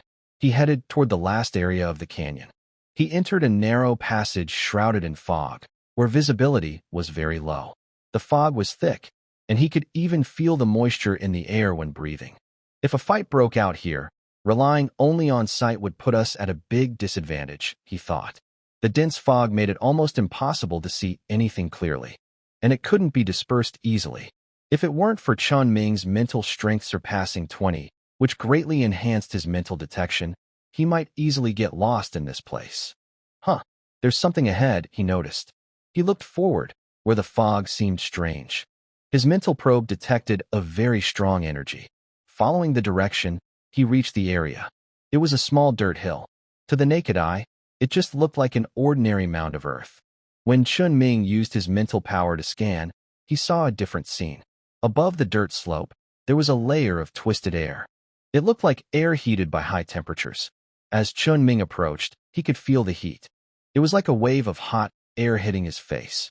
He quickly walked up the slope and looked carefully. At the top of the pit, there was a small hole. The walls around it were smooth and shiny, as if carefully polished. In the center, there was a dense cloud of energy surrounding something. There's definitely something here. Chun Ming's spirit was excited. Just from the appearance, he could tell it was unusual. He used his mental power to explore the energy cloud and see what it was. In the next moment, Chun Ming's eyes widened. Rare mental resource. Inside the energy cloud was a small, unusual flame. It was pale white, with a blue tail flame flickering at the top. Although it wasn't a real object, Chun Ming could feel the energy inside. It was just like the mind crystal, and it was on a completely different level. This tiny blue flame contained a huge amount of pure, powerful energy. Chun Ming estimated that the mental energy inside was at least 10 times that of the mind crystal.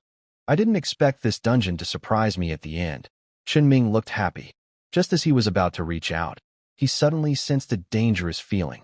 In the next second, a faint sense of heartbeat fluttered in his chest. But this feeling disappeared quickly. -1. Mental damage. Huh. Chun Ming was surprised. This was the first time he had been hurt mentally. Soon, Chun Ming locked onto the attacker. It was a ghostly fire hidden in the mist in the air. Flame Spirit, level, LV8, abilities, fire control, mental piercing, description, a powerful, strange beast, born from flames, naturally gifted with strong mental abilities. When a person reaches 20% mental strength, they can awaken mental skills. This strange beast has clearly awakened its own mental skill. Wow. It's a dual cultivator of magic and martial arts. In the world of exotic beasts, this is probably considered very talented. Chun Ming took out his broken rock dagger, his eyes shining. Perfect. I want to test the effect of your bloodthirsty empowerment. In midair, the flame spirit had already charged forward. It was very fast, its long tail flame cutting through thick fog as it attacked Chun Ming with great force. At the same time, several fireballs gathered around it. The huge flames instantly ignited in the canyon. It used fire as its main element. This kind of attack is both powerful and intimidating. It makes enemies afraid to get close and fight. But unfortunately, it was Chun Ming. -1. Chun Ming paid no attention to the flames, almost covering his entire body. He kept his focus straight ahead. Then he swung his sword at the approaching flame spirit with a powerful strike.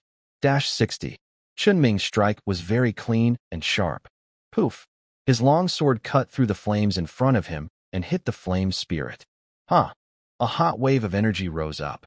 The flame spirit, angry, quickly pulled back, its flames burning fiercely. This human doesn't follow the usual tactics. His defense attribute is quite high. After the attack, Chun Ming frowned slightly. If it were a normal level 8 exotic beast, with his current strength, he could easily defeat it. But this flame spirit was much stronger than a normal beast. With dual skills, it might have reached the level of a level 10 beast. This was no longer just a 5-level jump. It was a leap to a whole new level. Most importantly, this flame spirit had mental attack abilities. Compared to physical attributes, mental strength is much lower. Without hesitation, Chun Ming tightened his grip on the broken rock dagger. The faint red patterns on the blade suddenly became more visible. Empower with bloodthirsty. Strength attribute 50%. The huge boost made Chun Ming feel a surge of power inside him. However, in the next moment, he felt another strange power coming from the broken rock knife in his hand. A faint blood energy emanated from the long sword, wrapping around his palm. Chun Ming instinctively realized that this was a type of energy with a weakening effect. Then, nothing else happened. This blood energy with a weakening effect circled around Chun Ming's entire arm, as if he was lost in confusion. Finally, the blood energy entered Chun Ming's body. Like a drop of water in the ocean, it caused no ripple or disturbance. The weakening effect was ineffective. Suddenly, a wave of heat hit him. The flame spirit launched another attack on Chunming. A fireball several meters wide crashed down, its bright flames almost illuminating the night fog. The entire canyon brightened a little. At the same time, above its fiery body, a pair of strange glowing eyes appeared, shining faintly. A dark light shot toward Chunming at high speed. It attacked both physically and mentally. A double attack. The huge fireball came from above, looking like a sea of fire rushing toward Chunming. At the same time, a feeling of dread returned. Chunming still faced the challenge bravely, rushing straight into the attack range. His only target was the true body of the flame spirit. -1. -1. Mental damage. The big fireball exploded with a bang as it covered Chunming. The flames burst open like a flower blooming, scattering in all directions, burning the surrounding rocks red. Seeing that his attack covered the human below, the flame spirit let out a few sharp sounds. Ha ha ha! Laughter echoed through the canyon.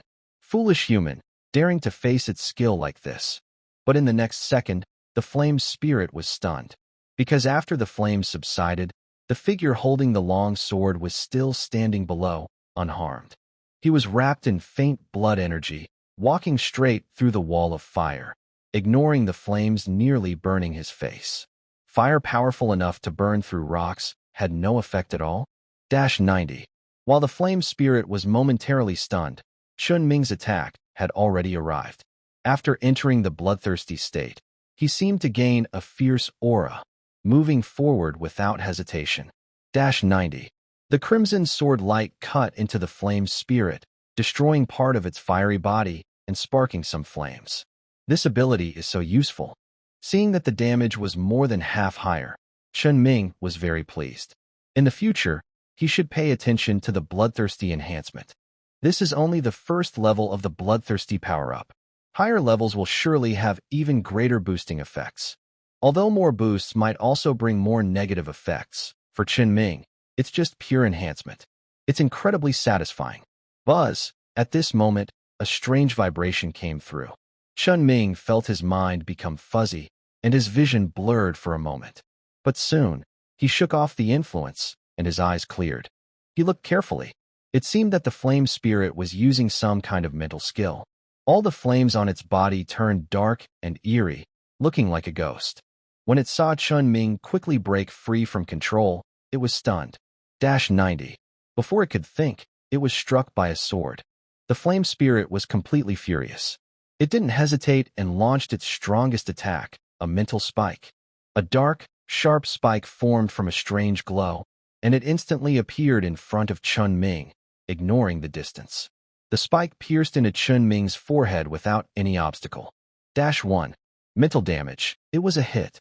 Seeing this, the flame spirit was overjoyed. This human would soon have a mental breakdown and become a useless. -180. It was met with a simple, straightforward strike. Clink. The flame spirit let out a furious howl. What's wrong with this human? Physical attacks don't work, and mental attacks don't work either. A human transmuter shouldn't be so fragile, breaking at the slightest touch. Huh, why did the damage double? Seeing the double damage, Chunming was a bit confused. Did he accidentally hit the weak spot of this strange beast? He looked at the flame spirit, noticing that its fiery body was no longer as vigorous as before, looking somewhat wilted. The mental attack skill just now used up too much of his mental energy. Simply put, it drained him. Seeing this, Chunming sped up his attack. -180. -1. -180. -1. Mental damage. Snick. -180. Killed Flame Spirit. LV.8. Experience 200. Obtained. Flame Spirit Beast Core. LV.8. Obtained. 2 Power Runes. 1 Mental Rune. Obtained. Level 1 Crystal, another Crystal, and a Mental Rune. Chunming's face lit up with joy. Now he has 2 Level 1 Crystals. After reaching Level 10, he can directly upgrade his 2 current equipment items to Level 2. No need to buy new Level 2 gear. The Flame Spirit's Beast Core should be quite special, right? Looking at the Beast Core in his hand, Chunming fell into thought. It's a strange beast with mental skills, so its Beast Core must be unusual. For example, making mental energy gear requires this kind of Beast Core. This can't be sold cheaply, Chunming muttered to himself. Or, he could give the beast core to the guild and pay a commission to craft a mental energy gear. In the normal market, mental energy gear is rare, and mental runes are hard to find. If Chunming wants the guild to craft mental gear, he will have to spend a lot on mental runes. Killing strange beasts to get mental runes isn't very practical. Not to mention, beasts with mental abilities are rare, and even if he kills one, it might not drop a rune. Saving up little by little could take forever. After storing the beast core, Chunming added 2 strength runes to his broken rock knife. Strength 17. Then, Chunming took a deep breath and looked toward the small hill. He hadn't forgotten the main task. Rare mental resources. Chunming quickly walked up the hill, searching for the smooth wall in the center. The cyan blue flame still burned quietly inside the gas cloud, emitting a faint glow, like an oil lamp. Sangyin Flowing Fire, a mental attribute type. Sangyin Flowing Fire? The name sounds pretty cool, but I wonder if its actual effects match the name. Chunming looked at the floating Sangyin in his hand, his expression shifting slightly. At this moment, as he examined this strange flame closely, he began to notice some clues. The blue tail flame of Sangyin Flowing Fire burns intensely, blazing fiercely. Meanwhile, the main body's white flame is completely opposite, seeming to have no heat at all. Chunming could even feel a slight coolness from his palm. Just then, the scene in the canyon started to change. Congratulations! You have completed the Yunine Mountain Stream Dungeon 1. Treasure Hunt. Gathered more than 10 energy attribute materials. Progress, 18/10. 2. Challenge. Successfully defeated more than 5 guardian monsters. Progress, 6/5. Time taken, 5 hours. Rating, perfect. Dungeon points 20. The dungeon is cleared. A perfect rating, as expected. He had already pushed himself to the limit. It wouldn't make sense if it wasn't rated perfect. Dungeon points are actually 20? Dungeon points are basically the scores for the big test. After 7 days, the dungeon ranking will be announced, and it will be based on the points of the job changers. 20 points in the dungeon are enough to match completing 3 or 4 large dungeons. Other job changers are still struggling to reach level 5. Chunming has already started accumulating dungeon points. Yunine Mountain Stream, Dungeon, Perfect Completion Reward, Experience, 500. 1-tier Epic Mental Equipment. Wow, epic level? Chunming's eyes lit up. He didn't expect to be rewarded with such rare gear. If he wanted to buy it in the guild, mental equipment would cost much more. An epic level mental gear is almost impossible to find. Dust Heart Ring, 1-tier Epic Mental Equipment. Just as he was about to check it out, his aura suddenly changed dramatically. Congratulations. Your level has increased to level 6. 1,200 experience points needed to level up. Chunming was only a few hundred experience points away from level 6. The 500 experience points from the copy reward allowed him to reach level 6. Can you believe this Dust Heart Ring also gives a 100-point boost to mental strength? Chunming checked the ring's attributes and was immediately surprised. It had already been enhanced with 10 mental rune stones. Thinking of this, Chunming took out the mental rune stones he gained from defeating the flame spirit in the spiritual space and added them to the Dust Heart Ring. Mental Strength 110. Nice. This boost was almost equivalent to leveling up, and it was still far from the maximum limit. A first-tier epic grade equipment can hold up to 30 rune stones. However, mental rune stones are a bit hard to find. He planned to ask some guilds when he returned if they had any available. Chunming equipped the Dust Heart Ring. He looked at his current stats. Class, Shield Guard, Level 6, Strength 80, Constitution 3500/4550, 20%, Recovery 435, 19%, Agility 79, Mental Strength 820, 20%, Skills, C grade, Fighting Spirit. LV9, SSS grade, A absolute defense, max level. This outdoor dungeon was really worth it. Chunming felt very happy. That's the benefit of outdoor dungeons. If you're lucky, you can gain huge rewards. Of course, bigger rewards come with greater risks. You might even encounter some terrifying dungeons and never return. After finishing with his equipment, Chunming looked again at the azure flame fire in his hand. Surely this time I won't even splash a little water, right? This item was much stronger than the soul crystal, clearly visible to the naked eye.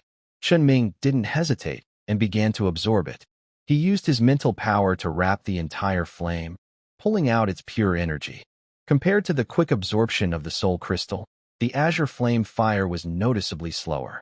In the valley, Chunming sat on the ground, with pale blue flames floating at his forehead, emitting a faint glow. As time passed, the flames gradually shrank, until they finally disappeared. Chunming slowly opened his eyes. Mental strength 10, sure enough, it's not at the same level. The spirit crystal absorbed 2, but didn't increase his mental strength at all, which made him quite disappointed. And this was just a small spark, yet it directly added 10. The difference is obvious. Although, in terms of numbers, it's just the bonus from a mental rune stone. But the meaning behind each is different. The biggest role of rare resources is to awaken skills. Also, after absorbing the Tsangyan flow fire, Chunming finally felt some progress. If we think of absorbing attribute energy to awaken skills as filling a water pond, now at least there is a surface of water. What is this? Suddenly, Chunming felt something strange. He looked down at his hands, with a slightly surprised expression. Poof! A faint flash of fire appeared briefly. In the next second, a burst of sparks suddenly appeared at his fingertips. The pale flames flickered, with blue tail flames at the top. It was the Tsangyan he had already absorbed. That, Chunming's mouth opened slightly, speechless. Armor break. When attacking, add Tsangyan, armor break, 20%. Looking at the message in front of him, Chunming took half a minute to digest it. Honestly, he was truly shocked. Absorbing a rare resource directly gave him a skill-like effect.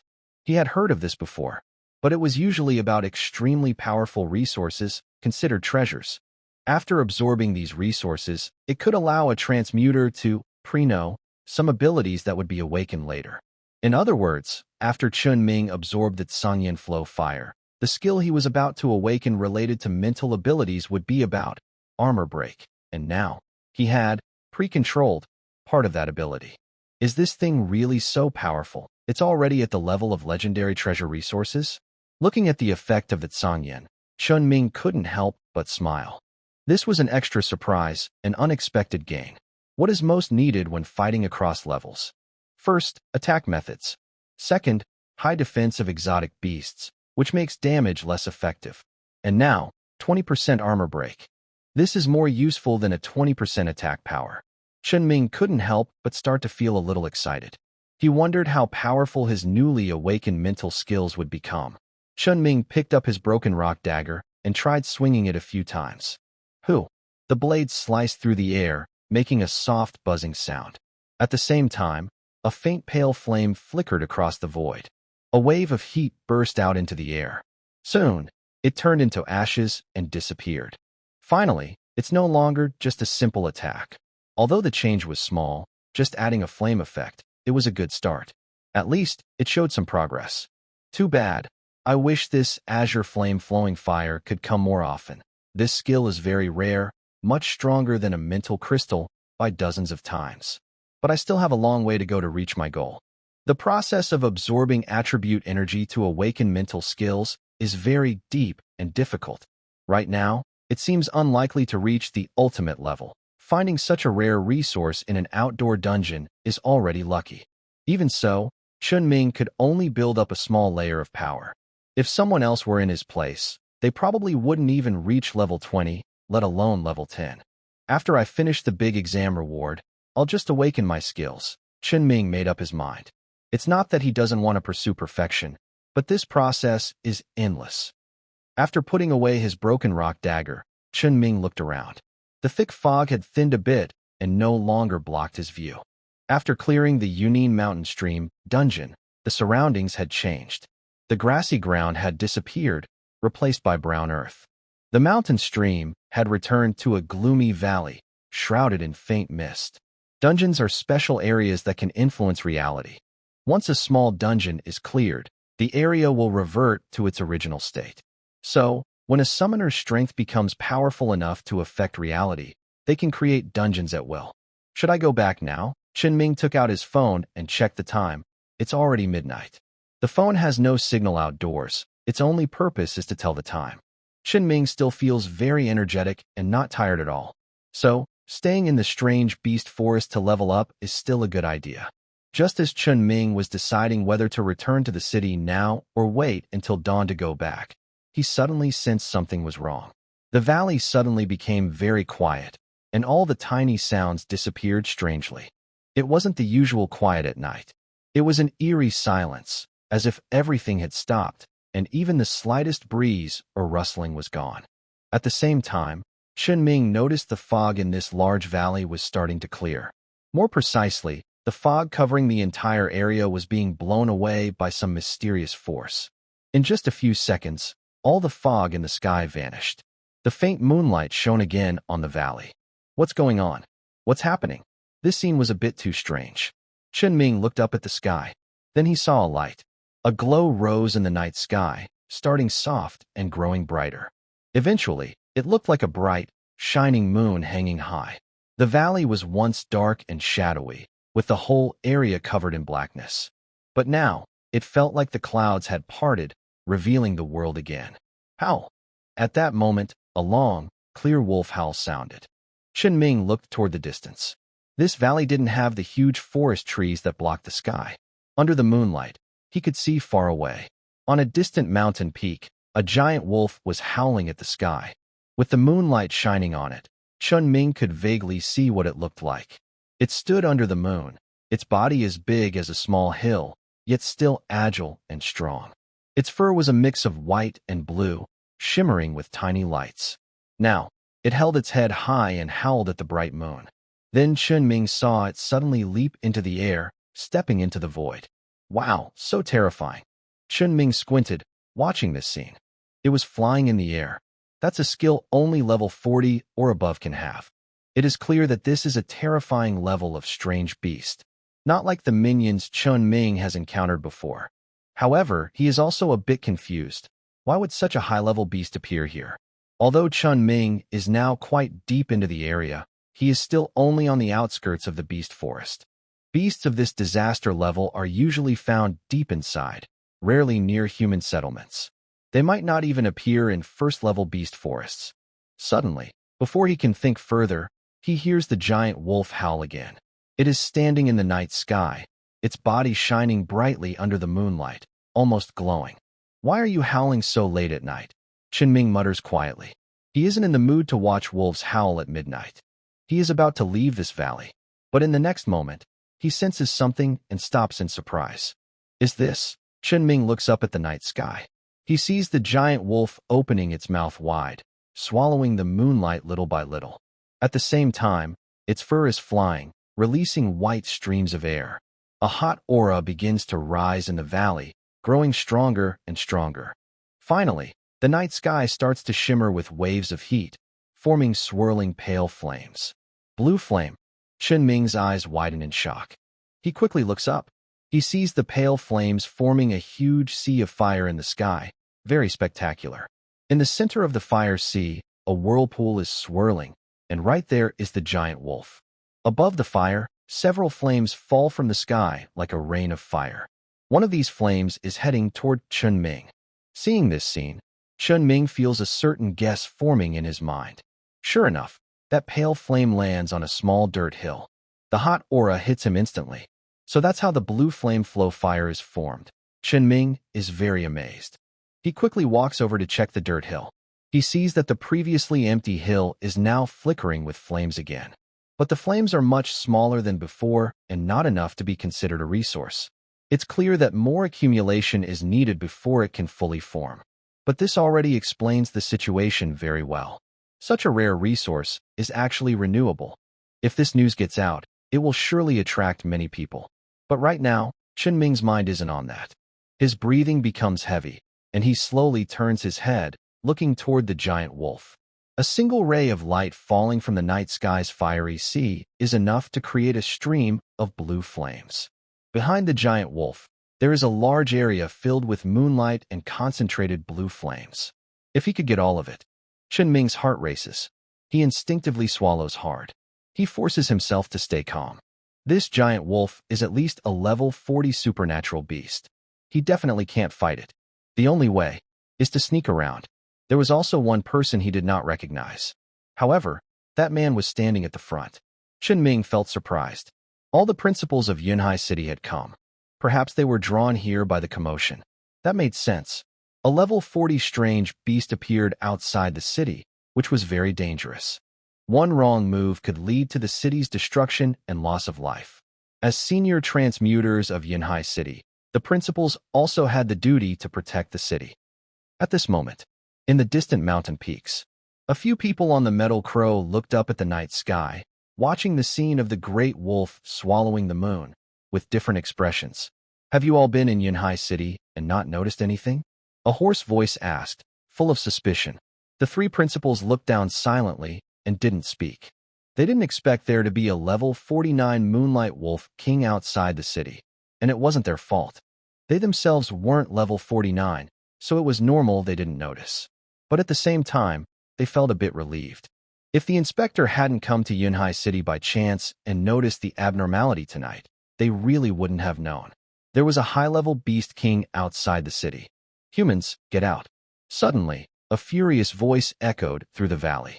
The giant wolf, which was swallowing moonlight in the night sky, had stopped its movements. Its bright eyes, like the moon, looked toward the inspector's group. The giant wolf spoke human words, leave. This land. Human territory. I have no interest. It clearly understood the inspector's intentions. I am also not interested in your affairs. From the Metal Crow's mouth, a cold, mechanical voice sounded. Its metallic eyes fixed on the giant wolf as it slowly spoke. Moonlight Wolf King, residing in the Level 2 Strange Beast Forest North Abyss, leader of the Moonlight Wolf Pack. Clearly, this giant wolf was not a native here. A Level 2 Beast King from a distant forest had traveled a long way to reach the outskirts of a human city. This kind of situation just feels wrong no matter how I think about it. This is the real reason why the inspector has arrived. In the sky, when they heard that its ID card was exposed directly, the giant wolf angrily bared its sharp teeth. Humans. Despicable. Likewise, the Metal Crow looked directly at the Moon Wolf King without fear. The atmosphere suddenly became tense. In the night sky, the pale flames seemed to boil, swirling with large patches of moonlight, like a storm. These flames and moonlight. At this moment, a few principals finally noticed the strange flames and moonlight in the sky. Such strong energy from these elements. They initially thought it was some ability of the giant wolf. But now, sensing it carefully, they realized it contained a huge amount of energy. These white flames and moonlight are actually rare resources. The three looked at each other, unable to hide their shock. The principal from the 5th school even took action, drawing a strand of flame in front of himself. Good stuff. His eyes sparkled as he exclaimed. The enormous amount of pure energy in these flames and moonlight even tempted him. You dare to seek death. This move seemed to instantly anger the Moon Wolf King. In the next second, his already huge body expanded again. 50 meters. 100 meters. In just a moment, he transformed into a giant beast standing 500 meters tall. This was his original size. A true giant wolf king. Howl. Die. The Moon Wolf King howled loudly, raising his head.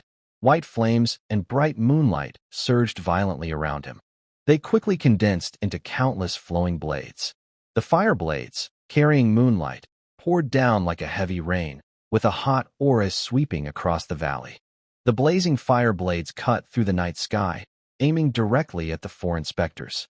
Seeing this scene, the principals instinctively swallowed. They quickly moved away, not wanting to get involved in the fight. Even though they were all level 40 experts, fighting the Moon Wolf King might not be easy. There is a big difference of 1 level above level 40. Moreover, this Moon Wolf King is truly a ferocious beast, and it is already fully grown. It is not comparable to ordinary strange beasts. This battle can only be decided by the inspector. They just need to support from the side. The fight is about to begin. The Metal Crow suddenly spreads its black golden wings and hovers in the air. As it flaps its wings, a strong gust of wind erupts, accompanied by thunderous sounds. Lightning and wind intertwine, forcefully tearing apart the incoming blazing moonlight blade. The aftershock causes the valley to shake violently. Meanwhile, under the spectacular battle in the night sky, A sneaky figure has already arrived at another part of the valley. This is behind the Moonwolf King. Wow, this is like a fairy fight, Chun Mingyuan muttered, glancing from afar. Let them fight as fiercely as they can. He whispered. That makes it easier for me to do my big task. This spot is behind the valley. Chun Ming looked up. The fiery sea and strange moonlight in the night sky had gradually disappeared. Only terrifying aftershocks kept spreading and shaking the air. It was the giant wolf fighting the suspected, mechanic-class warrior. But Chun Ming knew that the blazing fire and moonlight hadn't disappeared. He had already noticed this when using his mental power earlier. In the night sky, the pale flames swallowed by the giant wolf and the faint blue moonlight flowed and intertwined, forming a long river descending from the sky. It landed somewhere ahead. Chun Ming guessed that was the giant wolf's treasure. So, amid the chaos, he decided to take a risk. In front of a level 40 giant beast and a level 40 class changer, he aimed to steal. At this moment, Chun Ming had pushed the Shadow Armor's stealth ability to its limit. His figure appeared blurry. Coupled with Feather Boots' swift movement, he was quickly darting through the valley. His speed was very fast, and he was careful not to be exposed. He couldn't afford to make a mistake. Once discovered, it would ruin everything. That group of people are high-level officials from Yunhai City, and one of them is the principal of Yunhai No. 1 High School, where Chun Ming studies. If they were exposed, it probably wouldn't be life-threatening. They might even protect him. However, resources definitely wouldn't be available to him. So, when Chun Ming saw the giant wolf, several principals, and the mechanic man, he didn't use his mental power to investigate them. Advanced transmuters and giant beasts have strong mental abilities. Carelessly probing them would only reveal his presence. Soon, Chun Ming followed the direction where Song Yin and Yu Hua descended and arrived at a special place. It was an area surrounded by a swirling, unclear vortex of chaotic energy. An invisible energy, like a cover, shielded the area ahead. Chun Ming approached to check and found that the energy of this cover was very chaotic and disorderly. He frowned, feeling unsure of how to handle it. If it was a dangerous, aggressive place, Chun Ming could force his way in directly. But this cover was defensive. That was the problem that troubled him. He wasn't afraid of the strongest spear, but he was afraid of the shield. Because he himself was a very strong shield. Just as Chun Ming was feeling helpless, he suddenly sensed something with his mental power. He turned his head to look behind him. In the next moment, whoosh, a streak of light, too fast to see clearly, appeared nearby. It was a person. Chun Ming instinctively thought he had been exposed. But upon closer look, he realized it was a transmuter he had never seen before. Could there be a master here too? The person had white hair, looked quite old, and had a pair of very noticeable white wings on his back. A transmuter with an angelic profession. After arriving, the old man immediately looked at Chun Ming. In the next second, Chun Ming felt a powerful mental force sweep over his entire body. Level 6, and a shield guard too? The old man quickly saw through Chun Ming's level, then showed a look of confusion and surprise. How could a novice appear in such a place? Seeing Chun Ming standing in front of the chaotic vortex shield, he suddenly understood what was happening. Kid, you've got some guts. The old angelic profession master gave a half smile and then waved his hand at Chun Ming. How dare you steal these resources? Leave quickly. This is not the place for you. The old angel profession master finished speaking and paid no more attention to Chun Ming. In his eyes, Chun Ming was just a young novice who had recently changed jobs. Where's this? The forest of exotic beasts, the temporary lair of the Songyue Wolf King and its giant beast. A fierce battle was still raging nearby. Could a level 6 little kid really participate? He considered just warning the other side as a kind gesture. Then he looked at the shield ahead and reached out his hand to probe. Suddenly, the chaotic whirlpools on the shield stopped spinning and began to flow in reverse. As more whirlpools reversed, the shield gradually dimmed without a sound until it disappeared completely. Throughout this process, there was not a single noise. Behind, Chun Ming watched silently. He didn't leave, just took a few steps back. Seeing this, Chun Ming understood. It turns out they had encountered a fellow adventurer. Boom! At that moment, a loud roar filled with rage echoed through the air. It was deafening. causing the entire space to tremble. Chen Ming looked over. After the shield disappeared, the true appearance of this land was revealed. It was a hollow depression. Below, there was a small pond with two clearly different liquids flowing in it. Above the depression, strange phenomena occurred.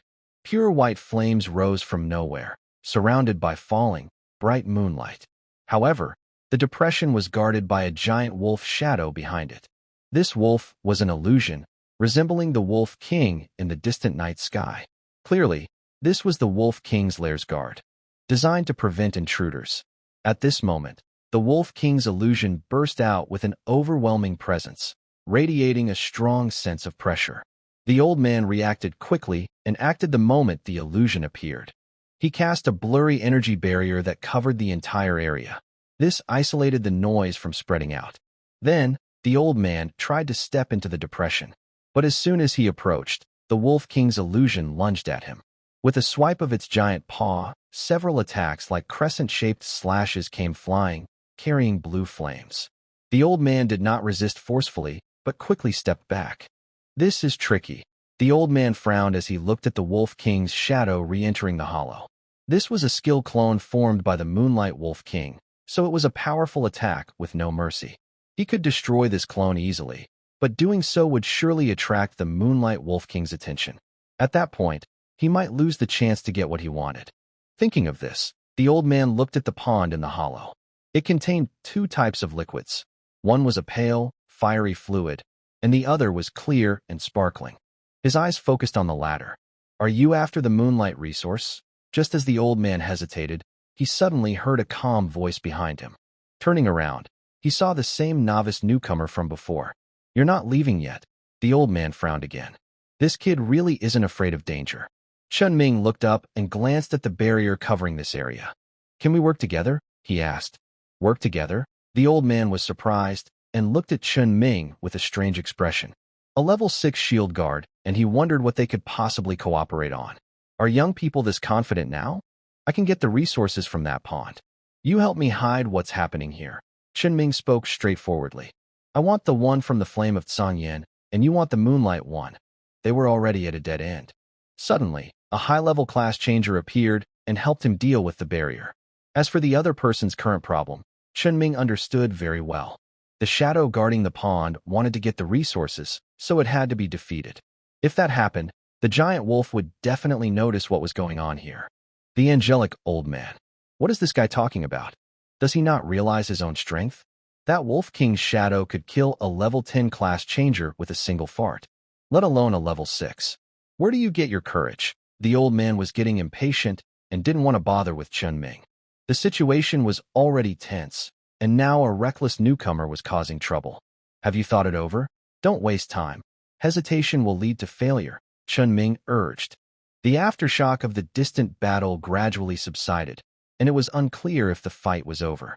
If they delayed any longer, they might be discovered. Hearing Chen Ming's words, the old angel man was so angry he laughed. He was surprised that the mighty heavenly spirit was actually urging him. "Come on, today I want to see how you get through." The old man was so angry he puffed out his cheeks and glared. He decided to agree easily. He wanted to see if this young man would be killed by a single claw or by the Wolf King's shadow tail. Seeing that the angel-like old man finally agreed, Chen Ming nodded. Without hesitation, he walked straight toward the hollow. Does this kid have a death wish? He's really daring. Behind him, seeing Chen Ming's actions, the old man frowned deeply, realizing he wasn't joking. But soon, he withdrew his gaze. Anyway, if this young man died, he decided not to interfere. He thought he brought this on himself. He had no self-awareness at all. Ahead, as soon as Chen Ming stepped into the hollow, the giant wolf shadow moved instantly. A huge shadow rushed in front of him. Boom! The Wolf King's shadow struck down with a paw. At that moment, the pressure seemed to distort the surrounding space. If not for the barrier blocking it, this area might have shaken violently. But Chen Ming stood still, calm, and unmoved. This was his first time facing such a powerful beast attack, and he couldn't help but look up curiously. A terrifying fire rained down like a fiery storm from the sky. What's this kid doing? Behind him, although he believed this naive newcomer would die miserably, the old man couldn't help but glance. But when he saw Chun Ming walking leisurely, as if out for a stroll, he grimaced. He thought the young man was overconfident in his speed, trying to cheat and quickly steal the resources from the pool. But now, the other was just walking straight in. And he even slightly looked up, watching the Wolf King's shadow attack come closer. Just as the old man thought Chun Ming was about to be shattered by the wolf claw, the next moment, he saw something that made him doubt his eyes. Bang! The terrifying claw strike hit the young man, making a loud explosion. The brutal scene he imagined did not happen. The giant claw shadow of the Wolf King stopped in front of Chun Ming and remained still. It stopped. Why did this happen? The shadow of the skill has no consciousness and should only attack targets that come close to the hollow. But now, it was stopping in front of the novice. That's not right. But in the next second, the old man's eyes widened. He saw that the tip of the claw was fixed on the young man's shoulder. It wasn't that the shadow stopped attacking, but that the attack was forcefully blocked. And the aftershock of the attack also strangely disappeared. As a high-level class changer, the old man could clearly see the attribute energy. The previous attack from the shadow was like hitting nothing at all. Not only the attack itself, but also the flames and explosive power that followed did not fully unleash. What's going on? The old man was no longer calm. This was the first time he saw such a situation. He even rubbed his eyes to make sure he wasn't seeing things. Then he saw Chun Ming move, and the Wolf King's shadow also moved again. Boom, boom, boom. A series of terrifying attacks rained down one after another. The entire hollow trembled constantly. The old man watched with a pounding heart. With such continuous attacks, if it were him, he would find it hard to endure. This was his dilemma. Even though he was very strong, if he didn't deal with the Wolf King's shadow, he couldn't withstand the damage and come out safely. And if he destroyed the shadow, it would surely attract the attention of the Moonlight Wolf King. But at this moment, someone was actually able to withstand the Wolf King Shadow's attack and enter the hollow.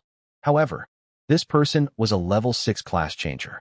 -1, -1, -1. Chun Ming was walking across the hollow. The sky above was filled with giant claws falling like rain, each strike carrying a terrifying force as if to crush everything beneath. The dense flames and moonlight gathered into powerful attacks, blending into a frightening display of strength. The ground beneath trembled constantly. Finally, he reached the center pool. Chun Ming bent down, looking at the liquid inside. Two very different liquids flowed in the pool, separated by a clear line. Azure flame melting fire, fire element spirit attribute, moonlight glass. Light element spirit attribute. Chun Ming's eyes lit up. It wasn't the flowing fire he had seen before, but molten fire. The azure flame had already turned into liquid form, showing how rich and dense it was. Just one drop of this liquid probably took countless streams of azure flame to create. He suppressed his excitement and prepared to collect some of it. At that moment, his gaze sharpened as he looked at the place where the molten fire and moonlight merged. There, a small, unremarkable sphere caught his attention. It floated quietly between the two resources, like being at the border between ice and fire. Chun Ming used his mental probe to scan. Azure Flame Core. It was beyond his current detection level. He paused, breathing heavily. Then, he took out 2 containers from his mental space and quietly began collecting the resources from the pool. The azure flame melting fire and moonlight glass weren't very special. After collecting, they only filled a normal bottle-sized container. After finishing, Chun Ming stepped out of the depression. Outside, he saw that he had ignored the attack from the Wolf King's illusion. He simply carried the azure flame melting fire in one hand and the moonlight glass in the other and walked out. The old man was already stunned. Since the beginning, he had started to doubt everything. He didn't dare to face the Moon Wolf King's attack directly, yet it seemed completely ineffective against a level 6 transfer student. It was as if he was immune to the Wolf King's attack. After some actions, his clothes were slightly dirty. Honestly, the old man had lived for decades. This is the first time I've encountered such an outrageous situation. Could it be that this young man has awakened the legendary invisibility skill? Or perhaps a short-term invincibility SSS level skill? But isn't he only at sea level? When did sea level shield guards gain skills like invisibility or invincibility? This doesn't make sense. Suddenly, the old man thought of another possibility. At this moment, Chen Ming had already taken out the azure flame molten fire and moonlight glass. Your moonlight resources. Chen Ming was straightforward, directly handing over the moonlight glass. This was prearranged. He knew that the moonlight glass was also very rare and valuable, on the same level as the azure flame molten fire. But he kept his promise and didn't hesitate. Getting the molten fire was already a surprise.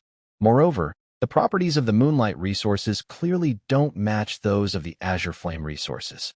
He had already absorbed the azure flame, so holding onto the moonlight glass was useless, unless it was saved for future breakthroughs in 40% mental strength to awaken a skill. The old man took the bottle handed over by Chen Ming. Looking at the clear, sparkling moonlight glass, with silver light flowing inside, the old man still felt it was a bit unreal, then instinctively glanced at the azure flame molten fire in Chen Ming's hand. Unexpectedly, the next second, Chen Ming raised the bottle and tilted his head, and drank the azure flame molten fire in one gulp. You! The old man was stunned. What is this young man doing? Although the azure flame molten fire is a resource that can be absorbed by a transmuter, it's not meant to be drunk like that. Aside from the enormous energy it contains, this is molten fire condensed from flames. What's the difference between drinking it and swallowing lava? He even drank it all in one go. Is he not afraid that his internal organs will be burned through? Burp. The response from the old man was a loud burp. He could even feel a hot aura rushing toward him. What a bold move. Chen Ming rubbed his stomach, feeling warm inside. He chose to drink the Sangyan melt fire immediately, and there was a reason for that. First, he already had the item. Although he felt that the old angel profession man wasn't a bad person, he still had to be cautious. He wasn't afraid the old man would attack him suddenly, but he was worried about his resources being taken. If the other side wanted to steal, he wouldn't be able to stop them. So, he decided to drink it right in front of him. He didn't have any extra thoughts. He just felt a strong attachment. Young man, you're quite bold. The old man finally understood what Chen Ming was trying to do. Then, he turned his head to look at the night sky. Everything is done. Let's go quickly. Without waiting, he grabbed Chen Ming's shoulder. A white glow appeared around them, like a transparent shield protecting both of them. Two white wings materialized, shining brightly. Then, their figures turned into a streak of light, flying rapidly away from the valley toward the beast forest. Meanwhile, on the other side, under the night sky, the battle between the Moon Wolf King and the Metal Crow was over. At this level, battles don't end quickly. Most of the time, they are just testing each other's strength. After all, the Moon Wolf King and the Inspector didn't have any serious grudges. They just fought until they reached a draw. If either side got too aggressive, a big fight could break out, and that would be hard to stop. Moon Wolf King, are you willing to have a serious talk now? The Inspector stood with his hands behind his back, looking up at the night sky. Humph. The Moon Wolf King was huge, casting a big shadow in the night, giving off a strong sense of power. Humans. There's nothing to talk about. Suddenly, the Moon Wolf King's bright eyes flashed. It quickly turned its head to look behind. In the next moment, its massive body moved suddenly, crossing the entire valley at an incredible speed. It appeared above the area of the hollow. The Wolf King's eyes immediately looked toward the hollow area. When it saw that the cover had disappeared, its eyes shot out a blinding light. However, it was relieved to see that its skill's shadow was still guarding this place. But then, when it entered the hollow to check, its entire body froze. It was empty. The pond was empty. Howl! A furious roar echoed through the valley. The Moon Wolf King was furious. It was gone. Everything was gone. Not even a drop was left. Who is it? A thunderous voice exploded across the entire area. Meanwhile, seeing the Moon Wolf King suddenly leave, several principals relaxed. This Moon Wolf King's true strength is probably above level 50. If not for the patrol officer's escort, the principals from Yunhai City might not have been able to handle it. We must take this seriously. The appearance of such a huge beast near our city's border is very dangerous. Principal Zhong from No. 1 High School spoke seriously. He was speaking to the patrol officer. With Yunhai City's overall strength, fighting the Moon Wolf King would be difficult. They could only rely on the higher-ups. Principals from No. 3 and No. 5 high schools also looked toward the patrol officer. I will report this to the Alliance and ask for more help for Yunhai City. The patrol officer reassured the principals, saying, "I will stay in Yunhai City for now to prevent the Wolf King from causing trouble here. By the way, how much do you know about this hollow area?" The patrol officer suddenly changed the subject and asked the three principals. He had sensed something was wrong from the moment he arrived. This was definitely not a normal area. Plus, the appearance of the Moon Wolf King here was enough to prove that. After the patrol officer asked, the three principals also realized what the problem was. This place. Before they could finish, they were interrupted by a furious roar. They looked up at the night sky nearby and saw the Moon Wolf King returning. And its condition seemed a bit strange. The light's size surprisingly doubled compared to before. It has blood-red eyes and emits a fierce, angry aura.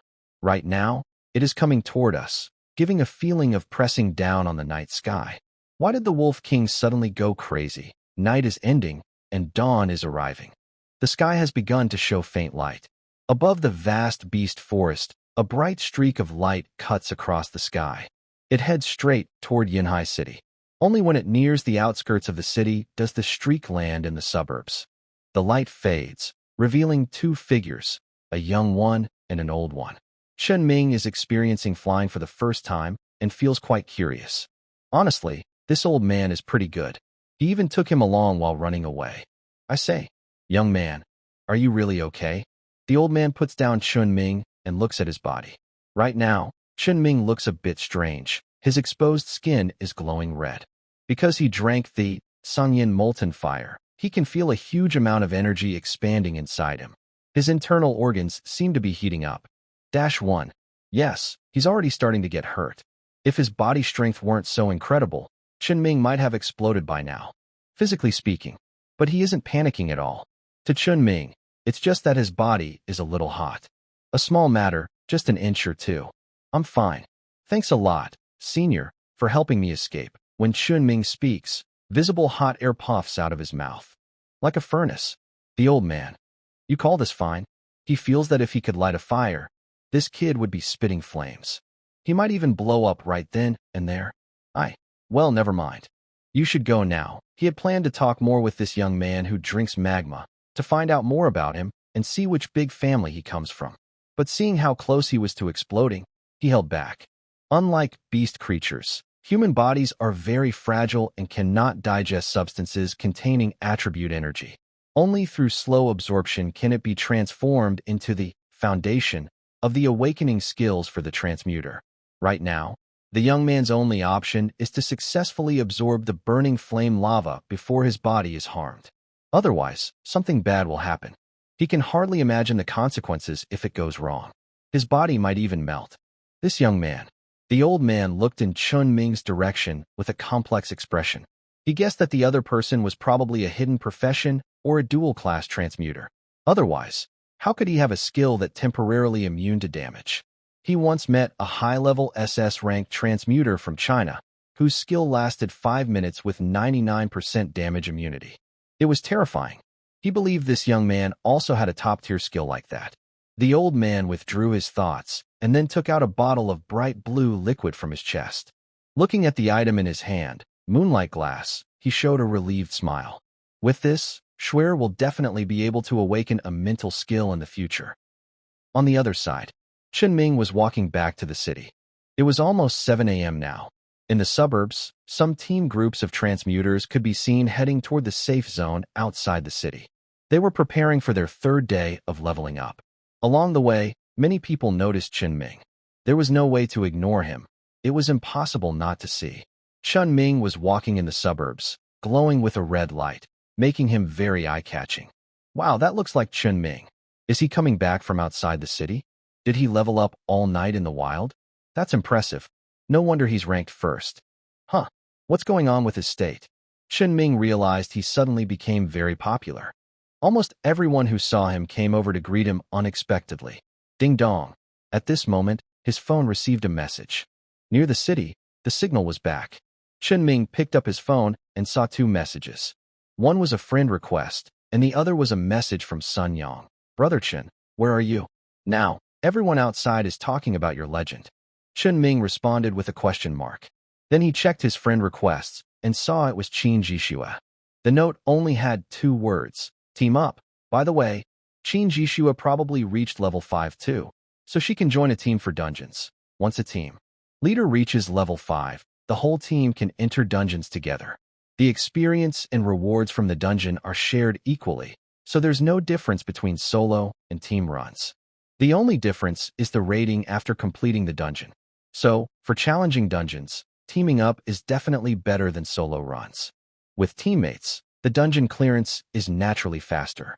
And teaming up with someone like Qin Jishua, who has an SS-level profession, is even better. Chen Ming accepted Qin Jishua's friend request.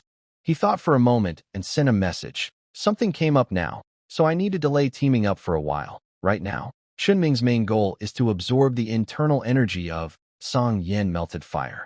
Qin Jishua quickly replied with a simple, "Okay, Brother Chen." Suddenly, someone shouted from nearby. It was Sun Yang. He saw Chen Ming from afar and ran over excitedly. "Wow, Brother Chen, why are you so red?" Sun Yang looked at Chen Ming's completely red body and was very surprised. He looked curious and examined Chen Ming from head to toe. Finally, he curiously touched Chen Ming's arm, which looked like a glowing red iron rod.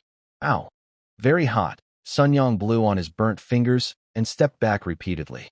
"Brother Chen, aren't you going through a mutation?" He felt that Chen Ming looked like a walking human furnace.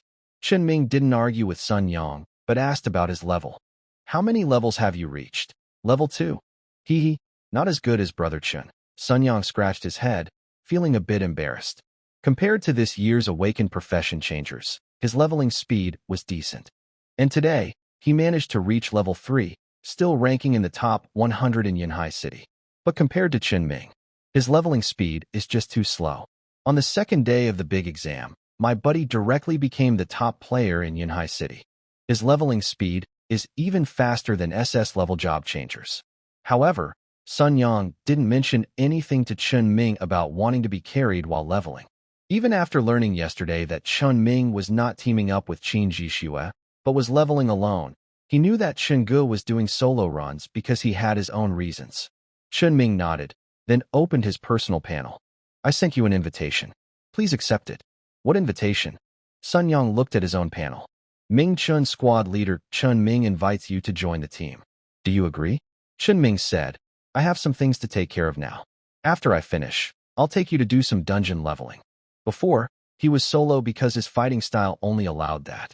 Now that he can enter dungeons to level up, he definitely wants to bring his son along. "Brother Chen, you're like my adoptive father." Seeing the message pop up on his panel, Sun Yang was very excited.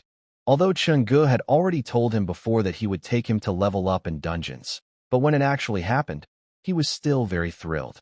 Looking at the team members' info, Chen Ming, leader, C-level shield guard; Qin Jishua, member, SS-level holy light angel; Sun Yang, member, B-level stealth assassin. Wow.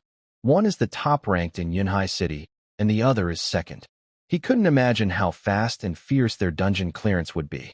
Even if they were just messing around, it would definitely be faster than his own leveling speed by a lot. Is this the chance for Sun Yang to finally get some of that good fortune? But there was one thing that puzzled Sun Yang.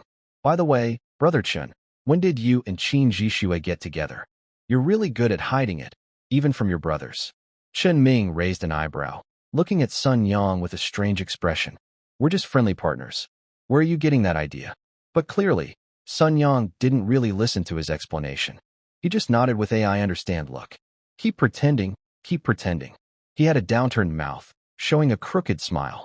"Brother Chen, no need to explain to my friends, I understand." Just then, two familiar figures approached from the direction of the city gate. It was Qin Jishua, with Lin Wei behind her. "Sister-in-law is here," Sun Yang instinctively said to Chen Ming.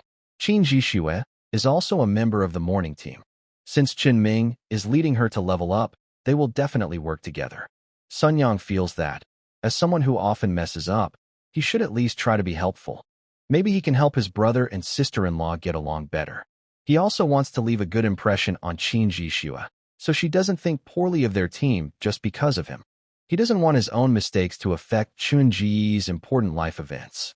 "Are you busy? If not, hurry up and go." Chen Ming glared at Sun Yang with a bit of annoyance. "Got it, I see. I'll make space for Chen Ge and sister-in-law." Sun Yang immediately stood up and left.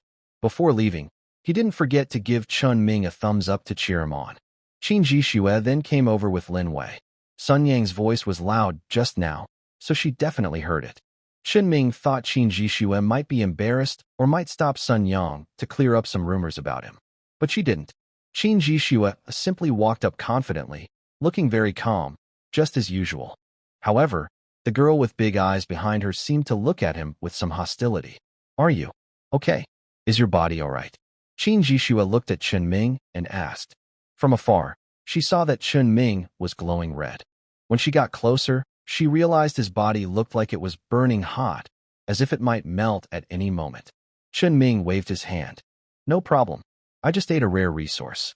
I'll absorb it when I get back. Qin Jishue frowned slightly. A rare resource? And his body turned red, looking like a human furnace? Even though she was experienced, she didn't understand this situation.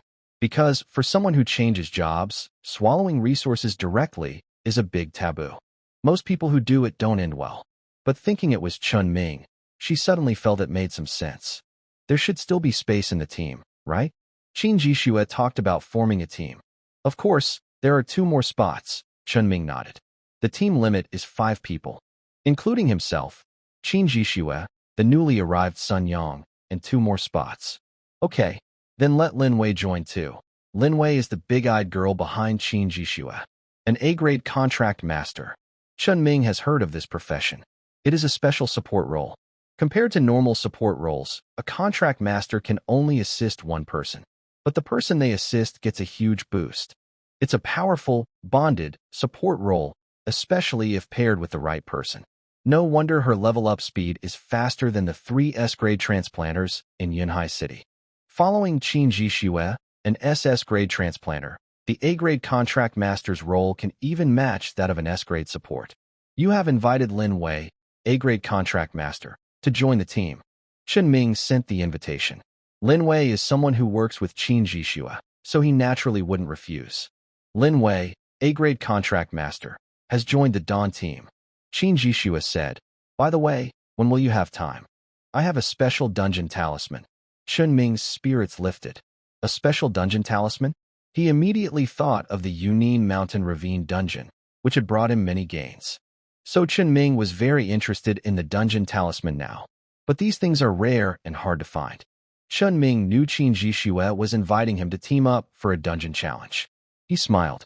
It should be soon. He was not entirely sure. Based on how quickly he had been absorbing rare resources before, Sangyan Molten Fire was high level, but it shouldn't take too long. Maybe he could finish absorbing it this morning. Okay, I'll wait for you. After entering the city gate, Qin Ming headed straight to the guild. He needed to sell the beast cores he had collected and also sort out his equipment. Anyway, it was just a matter of buying and selling. It was early morning now, and the guild hall was almost empty. 5 minutes later, Qin Ming left the guild. This time, selling the beast core earned me 10 gold coins, which is dozens of times more than yesterday. Most of these came from 2 mysterious beast cores. A level 7 Wind Spirit beast core is worth 2 gold coins, equal to all the beast cores Qin Ming obtained from killing monsters when he upgraded from level 3 to level 6. Beast cores from mysterious beasts are very valuable and are the best material for making high-quality equipment. They even have a chance to create epic-level gear. The level 8 Flame Spirit beast core is worth 6 gold coins. Beast cores containing spiritual energy are essential for making spiritual equipment. Originally, Qin Ming planned to ask the guild blacksmith to craft a spiritual item for him, but after getting the epic Dust Heart Ring, it was no longer necessary. Broken Rock Knife, Strength 20. Dust Heart Ring, Spirit 300. At the same time, Qin Ming reforged his ordinary long sword with 10 strength through the guild's forging system and removed 10 strength rune stones. He also spent nearly 10 gold coins to buy 19 spirit rune stones at a high price. Damn, this is so expensive. 1 spirit rune stone costs 5 times more than usual. After buying and selling all day, he didn't earn even 1 gold coin. There's no way around it. Killing monsters to fully boost the Dust Heart Ring's bonus will take a long time. Maybe by then, Qin Ming will be above level 10. He looked at his current stats. Level 6, Strength 83, Constitution 3500/4550, 20%, recovery, 435, 19%, agility, 79, spirit power, 1020, 20%. Not bad, my spirit power has already exceeded 1,000. After finishing everything, Chun Ming returned home. Time to get serious. I wonder how much I can improve this time. Chun Ming felt a bit excited. Just the azure flame fire already gave him a big boost. This was just a strand of azure flame falling from the night sky in that valley, forming a stream of fire. The molten fire he swallowed was already condensed into liquid azure flame. It was produced by a giant wolf monster over level 40 inhaling mysterious moonlight, and it took countless repetitions to form this rare resource. The difference between the two must be huge. If I can fill the deep pool that absorbs attribute energy, I will be able to awaken my mental skills now. Chun Ming slightly looked forward to it. He has already reached this level. If he still cannot perfect the process of absorbing attribute energy before reaching 21%, then there is really no way out. Then Chun Ming took a deep breath. The atmosphere in the room was hot. He could feel the energy inside his body expanding more and more, very intense. His body was like a pressure cooker, crazily compressing this energy. Fortunately, his pressure cooker doesn't mind pressure. Otherwise, this violent baptism might destroy his internal organs. Chun Ming gently closed his eyes, trying to calm himself as much as possible. Soon, it seemed like some force was pulling him. His consciousness sank into his body. In front of him was a small to medium-sized area, surrounded by a foggy scene outside. Is this my mental space? Chun Ming looked around. This was the mental space he created when he broke through to 20% mental strength. He could still see some resources he had collected, but the most noticeable thing was a special small ball floating in the space. Sangyin True Core. This was a mysterious object Chun Ming found when he stole resources from the pond in the hollow. He couldn't probe it, which meant it had already exceeded the range of his mental power. It's like his 20% mental strength can't probe information about those above level 40. But Chun Ming guessed this was also a rare resource. Just from the name. Flow fire, melt fire, true core. Looking at its state, isn't it just a sublimation of gaseous, liquid, and solid forms? This was also why he felt confident that he could achieve a perfect result this time. Then Chun Ming focused on absorbing that Sangyin melt fire. Once his consciousness entered the mental space, it was as if his senses were cut off. But he could perceive the accumulated attribute energy in his body more clearly. Inside the room, Chun Ming's body began to change. His originally bright red body, like heated iron, gradually cooled down, and the fiery aura subsided. At the same time, a faint glow intertwined outside, as if wrapped in a smooth, swirling air current, which was quite astonishing. Inside the mental space, Chun Ming had just absorbed some attribute energy and was regaining his focus. Mental strength 50. This is promising. Chun Ming felt excited inside. The effect of the Sangyin molten fire exceeded his expectations. Just by absorbing a small part, he gained 50 mental strength. If he absorbs all of it, wouldn't his mental strength increase by a few hundred? That would be like leveling up several times. His mental power surged dramatically. Remember, rare resources mainly awaken skills, and attribute boosts are just additional benefits. The added boost can reach hundreds of mental strength, but the main effect is even better. Chun Ming could also feel that his progress was significantly improved, estimated about 10%. Keep going. Chun Ming was very excited. He calmed his mind and focused on absorbing the attribute energy of the Sangyin molten fire. Mental strength 50. Progress 22%.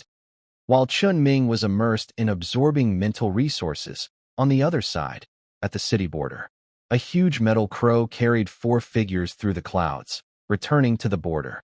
The 4 were the patrol officers and 3 principals who had just come back from the monster forest. However, some of their appearances looked a bit unsteady. Especially the principals. Their breath was chaotic, and they were covered in bloodstains. It was clear they had been injured. Cough, cough. Principal Wu's clothes were messy, and he coughed violently while holding his chest. What happened with the Tsangyue Wolf King? It's like someone suddenly cut off its vital parts. In that valley, they had already prepared to retreat. But then, the Tsangyue Wolf King suddenly seemed to catch a wild wolf disease and charged at them, fighting fiercely. It attacked with all its might, launching extremely violent assaults. It was like it had a deadly grudge against them. From the looks of it, it was ready to fight to the death with them. Most importantly, they wanted to leave, but the Tsangyue Wolf King wouldn't let them. If they try to run away directly, the Wolf King will head straight toward Yunhai City to attack. The inspector noticed this and ordered them to cooperate in fighting back to suppress the Wolf King. So, they had no choice but to fight. A few older people had to engage in a tense and exciting battle. Fortunately, with the inspector present, they managed to severely injure the Wolf King, forcing it to retreat. Otherwise, it would have been very difficult for these old folks. Bah! Principal Wang spat out some dirty blood, looking a bit grim. This battle was the most damaging to him. The Tsangyue Wolf King seemed to hold a grudge against him, paying extra attention to him. Damn it! All because he took a strand of Tsangyan? That strand of Tsangyan was rare, but for a 49-level Tsangyue Wolf King, it was probably not even worth a toothpick. And to think it bit him? It was like he had stolen from its home. Over the next few days, Yunhai City's defenses need to be strengthened. The Wolf King might come back again. The higher-ups have already responded, and reinforcements will arrive in Yunhai City soon, the inspector warned. He looked toward the beast forest with a serious expression, showing no extra emotion. Also, about the assessment in Yunhai City we mentioned last time, it can now be arranged. Hearing this, the principal's expressions changed. Principal Wang looked at the inspector hesitantly, then finally asked cautiously, "Sir, do you know what method will be used for this special assessment?" Ahead, the inspector stood on a metal crow's head, his cloak fluttering loudly. Selection. So far, he has gained mental power solely by absorbing the flame of Tsangyan. It has reached 490 points. This is a very frightening number. If we consider level-ups, a normal class changer would need to increase 5 levels to get this much bonus. Remember, mental power is a special attribute that is important not only for mages and sorcerers. It affects long-term combat endurance, skill consumption, and the power of skill bursts. At the same time, there is something everyone cannot ignore that is also influenced by mental power. Lifespan. Just a little more. I hope to reach perfection. Chen Ming can feel that his process of absorbing attributes is almost at its limit.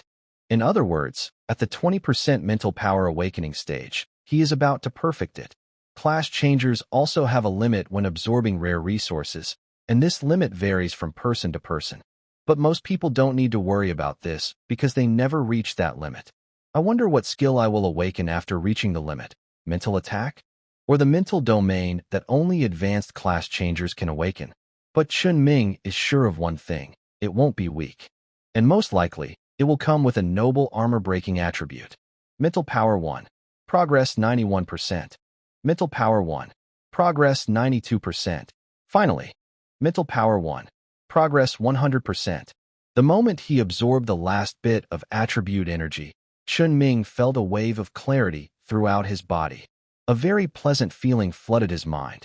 His consciousness returned to his body, and he suddenly opened his eyes, bright and clear.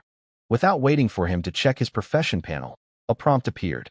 Mental potential reaches 20%. Mental resource absorption is at its limit. Would you like to immediately awaken mental skills? Seeing the prompt that seemed to appear eagerly before him, Chen Ming had no hesitation and chose to awaken.